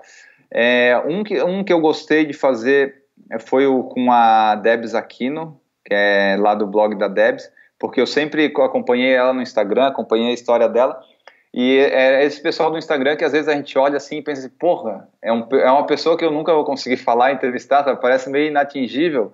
Depois a gente vê que não é bem assim, que é só ir lá conversar, mas naquela época, em 2017, assim, porra, ela respondeu meu e-mail, passou o WhatsApp pessoal dela, que legal. Então. Aí foi um episódio legal também de fazer. Aliás, eu acho que eu ia falar isso, né? E você tá também dizendo isso, e você tem muito mais experiência do que eu, mas acho que isso é uma coisa que talvez seja um mito que não existe, né? A gente consegue acessar muitas pessoas que a gente não imaginava que conseguiria acessar e as pessoas acabam sendo receptivas, né? Eu não acho que tenha nada a ver com o podcast, né? Porque até ainda não é uma coisa muito grande, muito menos com o tamanho, pelo menos no meu aqui do Endorfina, que ainda eu acho que é pequeno. Mas as pessoas acabam sendo receptivas, né, cara, pra gravar, né? Eu já gravei também com o campeão mundial do Ironman, ou mesmo com o João Amoedo, candidato a presidente. Cara, aí eu vou te falar que foi relativamente bem simples de conseguir gravar com os dois. Foi mais questão de agenda do que de tentar convencer o sujeito de ficar indo atrás do cara em qualquer lugar, no restaurante, na corrida, né? E ficar falando, pô, grava pra mim, grava comigo. Acaba sendo muito mais fácil do que a gente imagina. Isso surpreende de fato, né? E assim, a pessoa em si, eu acho que a maioria, elas vão ser receptivas e vão topar, só que tem algumas que tem, sei lá, assessoria de imprensa, assessor, e ele complica demais a nossa vida. Se a gente tiver o contato direto do rapaz, é mais fácil, porque assim, por exemplo, um sonho que eu tenho do podcast, um dia conseguir entrevistar o Drauzio Varela antes dele morrer, porque né, ele já tá com quase 80. Eu queria entrevistar. Só que, porra, toda vez que eu mando, eu tenho que conseguir o WhatsApp dele, porque toda vez que eu mando mensagem pro negócio do blog lá, o cara diz, a agenda do doutor está cheia, ele não tem tempo. E eu acredito que não tenha, porque eu li o livro dele lá, O Correr, eu sei que a agenda dele é cheia, atribulada, e, né, mas assim, eu acho que se às vezes a gente conseguisse o contato direto com a pessoa, eu acho que ela consegue um tempo, às vezes pode ser um tempo de minuto, de meia hora, que seja. Mas já seria bem legal. E ele é o convidado dos sonhos que você tem? Ou tem um outro que você, enfim, anseia mais em gravar? Ele eu queria bastante, assim. Um que eu queria também, porque eu não consigo falar, porque sempre cai no assessor que não repassa, é o Vanderlei Cordeiro de Lima. Tá difícil. Cara, eu sou amigo do Vanderlei. De viajar muitas provas com ele e tal, na época que eu trabalhava no Pão de Açúcar.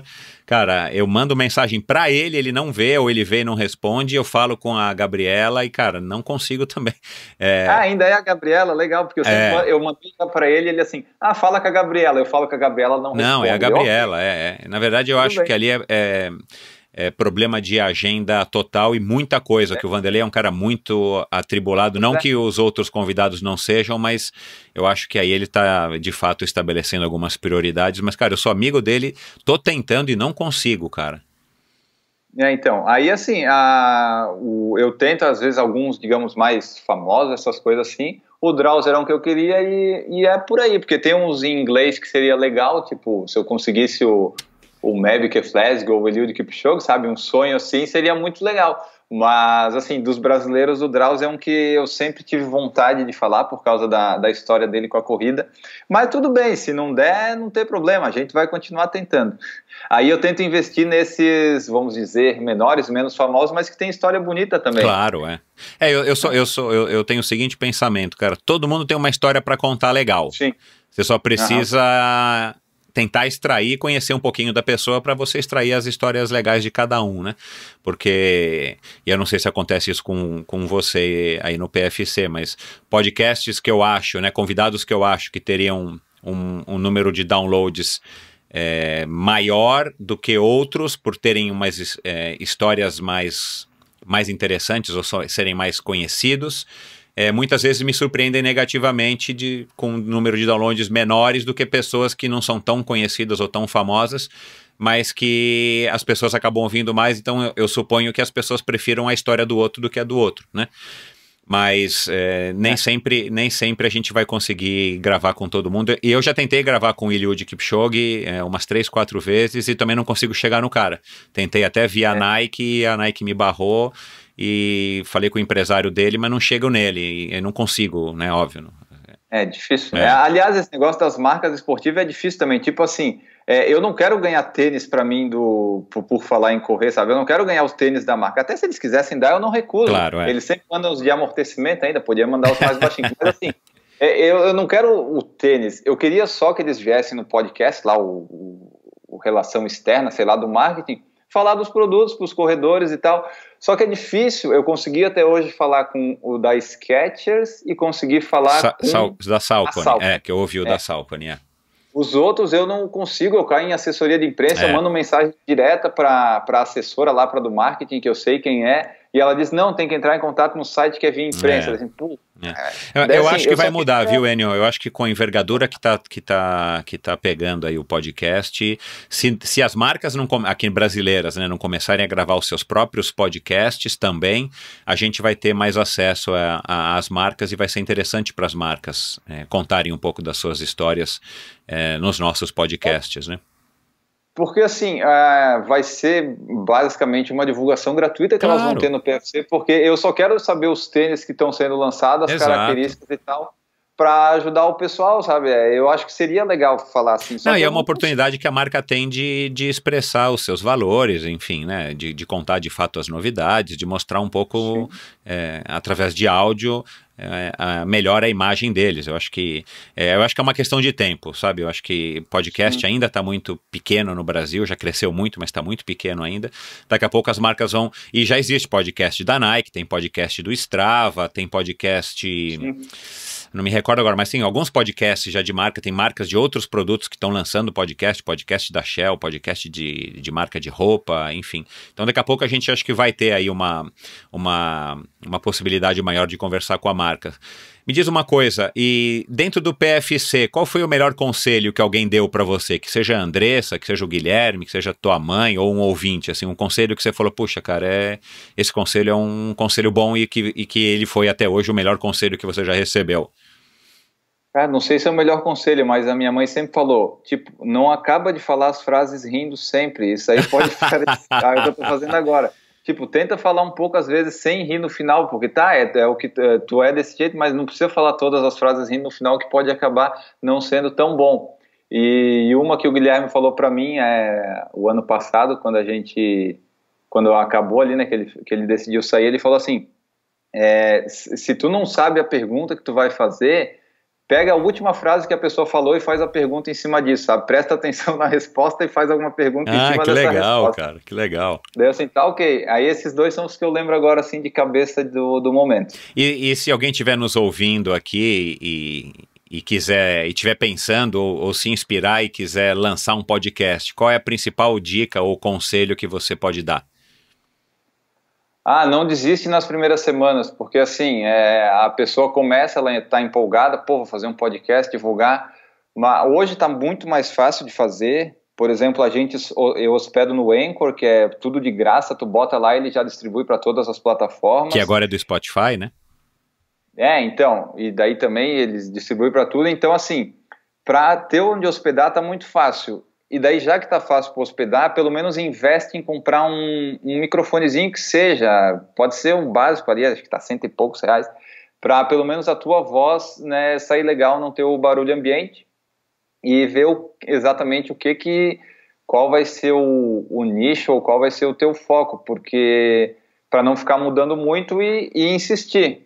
E não pode deixar se levar pelas primeiras semanas, que de repente não vai ter download, ou não vai ter... Porque é raro os casos do pessoal que faz um podcast e já tem milhares de downloads. Né?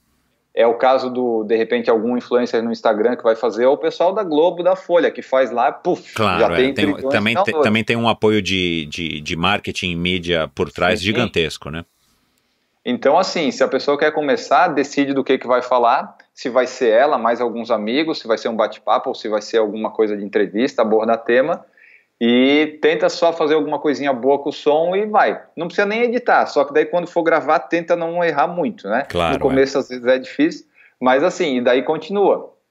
Porque se tu parar na terceira, quarta semana, não vai dar. É que nem tu abrir uma empresa e depois do primeiro mês tu fechar porque não deu certo. Exatamente. Tu não pode abrir a empresa ou podcast pensando já na falência dela, né? Pode ser que aconteça que dê tudo errado. Mas você tem que ter um fôlego para suportar pelo menos alguns episódios para que você possa avaliar e olhar depois com mais calma, né? Porque realmente, se você for esperar ter um número X de downloads em 2, 3 episódios, realmente a chance de você parar é grande.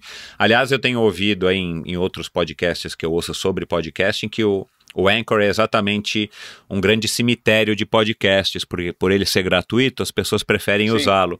Mas parece que tem um número ali que eu não me recordo agora qual é, um percentual de não sei quantos por cento de episódios que não passam, podcasts que não passaram do terceiro episódio, como você acabou de citar, né? Pois é. O pessoal, o pessoal assim, Pô, vou fazer um podcast falando, sei lá, de quadros de arte. Ok. Pô, super legal, vamos lá, vou falar, vou chamar meus amigos aqui, vamos comentar. Aí a pessoa faz diz assim, pô, tu tem que fazer essa semana de novo, mas eu tenho que trabalhar, eu tenho que fazer isso. Exato, tá, vou gravar esse.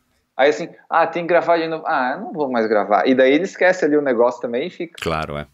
Me diz uma coisa, e qual foi a prova mais legal que você participou até hoje, né? Mudando completamente de assunto para terminar aí com uma pergunta do PFC. Mas qual foi a prova mais legal que você participou e qual é a prova dos sonhos, assim, que você ainda quer correr? Uma maratona não sei aonde, ou a prova não sei de onde, a São Silvestre? Não, a São Silvestre eu já parei. Essa daí eu não quero mais, não. Deixa eu ver aqui, dessas provas todas... A que eu mais gostei de desempenho, assim, que eu me senti mais feliz, mais satisfeito correndo, que eu acabei de dizer assim, puta merda, eu fui bem pra cacete, foi a meia de Maratona de Florianópolis em 2015, que eu fiz meu recorde na meia. Aquela lá foi a melhor prova que eu já fiz, assim, que eu me senti bem do começo ao fim. De termos de desempenho pessoal, foi essa daí. Você tem alguma coisa com Porto Alegre, né, cara? Que provavelmente é o clima, né, e o percurso. Então, Porto Alegre até eu me dei bem em 2013, correndo a maratona e uma meia da Golden Four, mas Porto Alegre ainda falta acertar, assim, mais novamente uma prova lá. Entendi. Mas, assim, a prova, assim, mais legal, envolvendo tudo, o ambiente e tudo mais que eu gostei, foram as duas da Wine Run que eu participei esse ano em 2018, que é lá em Bento Gonçalves, que é a corrida do vinho, lá uma meia maratona, que o pós-prova dela é sensacional. Tipo assim, não é o estilo de prova que eu gosto. Eu não gosto de prova de trilha, de montanha, eu não entendo porque que as pessoas fazem isso. Trilha é para passear, é para andar, ver a paisagem, não é para correr, não faz sentido isso para mim. Eu gosto do asfalto liso e planinho, de preferência uma leve descida, né? Então, a Wine Run, apesar de ter esse percurso difícil, ela tem um ambiente legal lá, as duas vezes que a gente foi com os amigos. Aí o antes tem um jantar de massas que é legal, o pós-prova é sensacional, tem os vídeos no nosso YouTube para quem quiser ver, o pessoal fica bêbado, fica muito louco. Foi a prova que eu mais gostei, assim, do ambiente todo, assim. E a prova dos sonhos, eu queria fazer uma maratona fora do Brasil, a gente vai fazer esse ano, se tudo der certo, lá em Huntsville. Assim, eu não tenho essa vontade de correr as 6 majors, correr essas majors. Se um dia der para correr, beleza, eu sei que elas são boas, não tem problema. Mas uma que eu queria muito fazer é a Carlsbad 5000, que é aquele 5 km mais rápido do mundo que tem na Califórnia. Ah, que legal, cara. Na praia de Carlsbad, né? É os 5 km mais rápido do mundo. Esse ano ficou meio na dúvida se ia ter ou não, e eu espero que continue tendo para um dia eu conseguir lá. Assim, eu não quero ir para o exterior ou fazer uma prova assim, eu quero fazer uma ultra, uma 21, 40... Não, eu queria, assim, a que eu tenho sempre vontade, que eu tive, era fazer essa daí. Mas tem várias meias e maratonas no exterior que são legais, assim, que eu gostaria de fazer, mas no máximo meia maratona, tipo assim, fazer a Conrads, a Two Oceans, não, eu não quero fazer ultra, eu já não vejo sentido muito em fazer maratona. Eu acho que o treinamento para essas coisas deve ser bom, porque tu fazer um longo de 50, 60 quilômetros, o que tu não pode comer depois é uma coisa impressionante. Mas assim, eu gosto até maratona, então a dos sonhos atualmente seria esses Carlsbad 5000. Mas tem umas maratona e meia aí que eu acho interessante fora, só que daí não tem viabilidade financeira ainda. Entendi. E como é que você enxerga, ou como é que você gostaria de enxergar de onde estivesse o PFC daqui a 5 anos? Então, quando a gente começou, e desde o começo, nos primeiros anos, a gente sempre dizia, esse vai ser o ano do podcast, tá crescendo. Nunca foi, de fato, o ano do podcast. Acho que 2019 é que tá sendo, né? 2018, 2019. Mas a cada ano ele vem crescendo. Então, tipo, se daqui a 5 anos eu conseguir ainda estar com o PFC, ele ainda estiver no ar, e tiver conseguido uma abrangência maior, com mais downloads e mais pessoas ouvindo, já vou estar bem satisfeito. Se de alguma forma eu conseguir rentabilizar isso, aí seria o mundo perfeito, porque se um dia eu conseguisse largar o trabalho, pedir uma licença não remunerada para viver do que a corrida me dá, de algum rendimento dela, seria perfeito. Não é possível ainda. Então, se o podcast continuar bem, continuar indo, se eu continuar com a periodicidade, achando convidados ou não, ou temas legais, fazendo. Eu acho que chegar daqui a 5 anos, com uns episódios semanais, o pessoal ouvindo cada vez mais, sendo conhecido, eu acho que já é um bom caminho. Se puder ficar ainda maior e de repente um conhecimento mais mundial e conseguir rentabilizar em cima disso, daí é um mundo perfeito. Legal. Eu tenho uma boa notícia para te dar. Você nunca esteve tão perto disso quanto você está agora, porque o podcast tá mais conhecido do que jamais esteve, né? Eu acho que 2019 está sendo assim o grande ano de fato. 2018 parecia que era, mas agora 2019 o pessoal investiu mesmo. Eu via o Globo Esporte mesmo, tá com vários podcasts, daí assim, porra, a Globo entrou porque parece que o negócio, acho que agora vai. E talvez a Globo tenha entrado por conta da CBN, né, que faz parte do grupo do Globo e que tá cheio de podcasts, né, a CBN é lotada de podcasts, a rádio CBN, que faz parte do Globo. Quando eu ouvia podcast ainda, alguns, eu ouvia um da CBN que acho que era Notícias da Manhã, um de 3 minutos, 4 que tem, sabe, que era um pessoal dando as notícias do dia, e daí eu achava legal esse formato, tanto é que a gente fez o PFC News durante 6 meses nesse formato. A gente soltava um drops terça, quarta, quinta e sexta sobre algum assunto das corridas. Aí a gente encheu o saco e viu que dava muito trabalho e parou. Mas eu tenho a ideia de voltar a fazer tipo um PFC News comentando as notícias, sabe, largar um por semana, só que eu não consegui me organizar para isso ainda. Bom, Enio, obrigado pelo tempo, obrigado e pela gentileza de estar participando do Endorfina, foi um papo legal, tomara que mais gente se anime aí ouvindo a tua história, conhecendo um pouquinho da minha, tá criando podcasts, né, como eu te falei aí em off, vou falar aqui novamente, eu incentivei o pessoal do Três Lados da Corrida, meu amigo Ricardo Hirsch, o Danilo Balu, que vai estar em breve aqui, e o Rodrigo Roenes, a iniciarem o deles, o próprio Harry Thomas com o Harry Up, que também começou, e tomara que mais gente se anime, porque eu também tenho esse pensamento como você, de quanto mais podcasts houver, melhor para todo mundo, porque o podcast vai ficar conhecido como mídia, e é democrático, porque o cara ouve o que quer, no dia que quer, e o formato que ele quer, né, de podcast, e a gente está criando aí formatos cada vez mais legais, e a gente também está se aperfeiçoando nesse sentido. Mas legal, cara. Quer dar um último recado aqui pro ouvinte?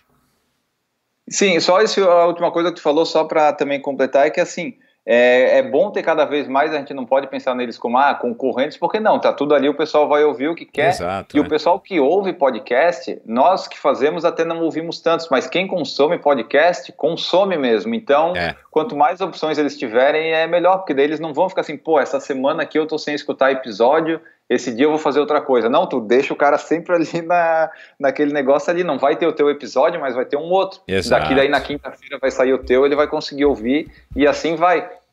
Quanto mais tiver do assunto, né, de corrida, triatlo, esporte, é melhor que mantenha a pessoa ali no meio. Claro. Passa os teus endereços aí para quem quiser ouvir, quem não conhece ainda o PFC, vai lá e ouve um podcast bem legal. Quais são os endereços, onde é que acha, né? Como é que a pessoa procura como PFC, procura como Por Falar em Correr, procura por Enio, como é que a pessoa acha? Rede social, YouTube, site, Facebook? Tá, então assim, basicamente se você digitar Por Falar em Correr no Google, você acha tudo. Vai estar lá YouTube, vai estar Instagram, você pode digitar o Por Falar em Corrida, que é o nome antigo também que vai achar, porque eu registrei os dois. Enfim, aí tem lá o instagram.com/Por Falar em Correr, que é o nosso Instagram. Basicamente é lá onde está atualizado tudo. Eu boto lá meus pensamentos, os links, as fotos nem tanto, eu boto mais nos stories. Aí tem o meu Instagram pessoal, que é o /EAUG, que são as iniciais do meu nome, mas lá é basicamente stories, é mais parte pessoal e alguma coisa de corrida. Não, se o PFC não te interessar lá, eu acho que vai interessar menos ainda. Mas peraí, o teu Instagram é /EUAUG? EAUG, as iniciais do meu nome. EAUG, sim. Mas tem o barra antes? É que o Instagram.com/, né? Perdão, tá certo. Não, desculpa, é que eu achei que o teu Instagram fosse /EAUG, não. É a conta do Instagram EAUG, claro, tá certo. Isso. Mas vamos focar na arroba. É arroba Por Falar em Correr e arroba EAUG, que são os dois que eu uso. Quem quiser seguir o perfil do cachorrinho é @Garmin_Ig. Que legal, cara. Cachorro. né? @Garmin_Ig. Isso. Tá. Aí tem o site, por falar em correr, lá tem todas as redes sociais também, tem alguns posts que eu coloco, releases que a gente recebe da marca, tem o menuzinho para você apertar lá se quiser apoiar o projeto a partir de R$1. Claro. Aí de lá você pode participar no nosso grupo de WhatsApp, que está bem legal. Hoje, atualmente, nesse exato momento, eles estão falando de ações e investimentos. É bem diversificado aqui o negócio. E tem o youtube.com/, por falar em correr. Lá tem todos os vídeos que a gente faz. Tem live toda terça. Tem o meu vlog toda segunda, eventualmente. Tem o projeto da Caçada ao Unicórnio também, que a gente vai até setembro. Esperamos que a Andressa melhore da lesão e que a gente consiga fazer ele lá concluir bem. Legal, estamos torcendo. E daí, deixa eu ver, tem o YouTube, Instagram, o Twitter, lá de vez em quando eu apareço, porque o Twitter é a rede social que eu mais gosto. Então tá lá o @ por falar correr. Não é em correr, porque não cabe tudo no Twitter, é por falar correr. E tem o Facebook, que é por falar em correr, mas o Facebook é basicamente as coisas que saem do Instagram, porque eu quase não uso aquilo lá. O Facebook, acho que para pessoa física tá caindo meio em desuso, né, cara? O Facebook, o que eu vejo que o Facebook é útil é o quê? É pra tu pedir ajuda ou ter grupo, sabe? A gente tá num grupo lá de galgos, porra, aquele grupo é uma maravilha. Tu vê cachorrinho fofinho o tempo todo, tu não sente aquele ódio que tem no Facebook. É legal. Agora, se tu vai pro feed do Facebook, aí é uma porcaria. Uhum. Mas enfim, tá lá YouTube, Facebook, Twitter e Instagram, por falar em correr, você nos encontra. Estamos publicando o episódio, eu espero que todas as semanas, quando o Michel publicar esse episódio aqui, eu espero já ter voltado.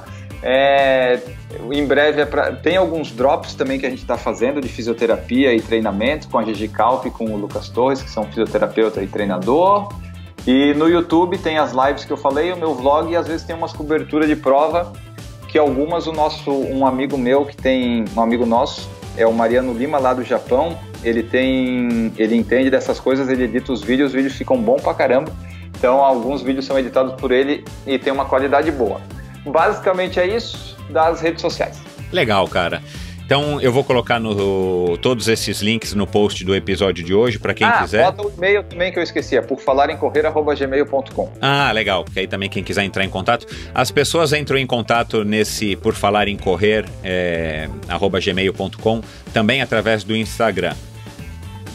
Sim, também. E também através do site lá tem uma caixinha de contato que a pessoa pode mandar. Então, qualquer lugar dá para mandar mensagem.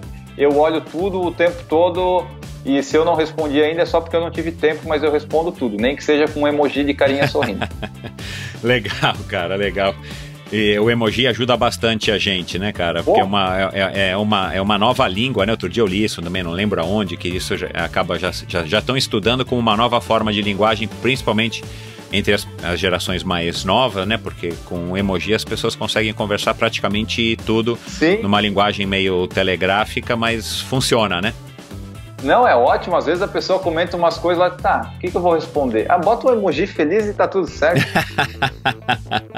Show de bola, cara. Legal, cara. Obrigado. Vida longa aí ao PFC. Quando você tiver novidade, quiser relançar aí, quiser, enfim, contar alguma coisa do PFC, ou quando a Andressa se classificar para Boston, quiser voltar aqui para contar, cara, os microfones do Endorfina estão abertos.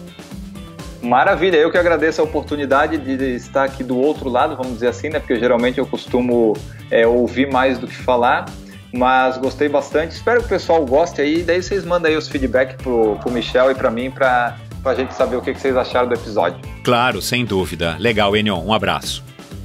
Bom, pessoal, fica aí então o recado do Enio, vai lá, dá um alô, seja no Endorfina, seja no PFC, no Instagram. Diz o que você achou desse episódio. O Enio tá fazendo um trabalho aí, já é um veterano, né? Ele tem idade para ser meu pai no podcasting, e um podcast muito legal, e aí vocês puderam conhecer um pouquinho da história dele. E como eu disse no comecinho do episódio, é assim que funciona entre os podcasters. A gente faz essa permuta, né, de convidar outros podcasters para gravar para participar do nosso podcast, exatamente para também ajudar a difundir essa mídia que está cada vez maior. Então é isso. Obrigado a todos vocês pela audiência. Espero que vocês tenham gostado desse episódio tanto quanto eu gostei. E é isso, pessoal. Um abraço, bons treinos e até a semana que vem.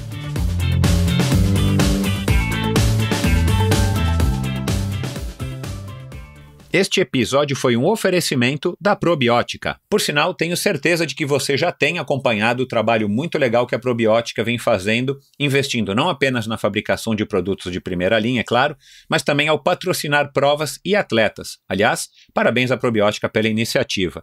Estamos precisando de empresas que acreditem no esporte de uma maneira sustentável e o apoio aos atletas profissionais é uma parte importantíssima nesse processo. Aliás, muitos atletas já comentaram a esse respeito aqui no Endorfina. A Probiótica produz uma linha específica de suplementos da mais alta qualidade para os esportes de endurance, tanto para os seus treinos quanto para as provas. Você encontra uma linha completa de carboidratos, desde o tradicional Carbap Gel até o Carbap Pós 4x1, diversos tipos de proteínas, energéticos como a D-ribose e a destrose, glutamina, creatina e os BCAAs que seu nutricionista já deve ter recomendado. Estes produtos e toda a extensa e completa linha de suplementos da Probiótica você encontra na Quality Nutrition. Apenas uma loja com a experiência, conhecimento e excelência da Quality Nutrition é capaz de oferecer a variedade e o atendimento que você procura. Uma ideia bacana da Quality Nutrition, e que ao meu ver foi uma grande sacada do Marcelo Kim, foi a criação dos combos promocionais. Você compra 3 produtos iguais e ganha um desconto que pode chegar aos 50%. Outra sacada é a Quality Week. Em toda a última semana do mês, cerca de 80 produtos nacionais e importados entram em promoção, com descontos que também podem chegar aos 50%. Além dos 3 endereços em São Paulo, você pode comprar convenientemente de qualquer lugar do Brasil através da loja virtual da Quality Nutrition.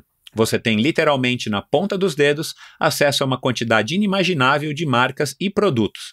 Acesse qualitynutritionloja.com.br e faça suas compras hoje mesmo. A Probiótica é patrocinadora oficial do circuito Ironman Brasil e 3-Day Series 2019.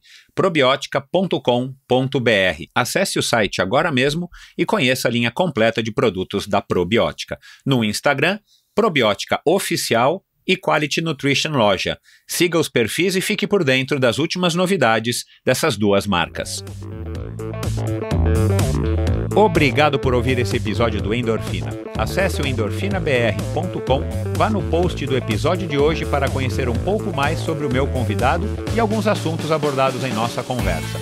Lá você ainda encontra todos os episódios do Endorfina e uma galeria de fotos da história do triatlon brasileiro.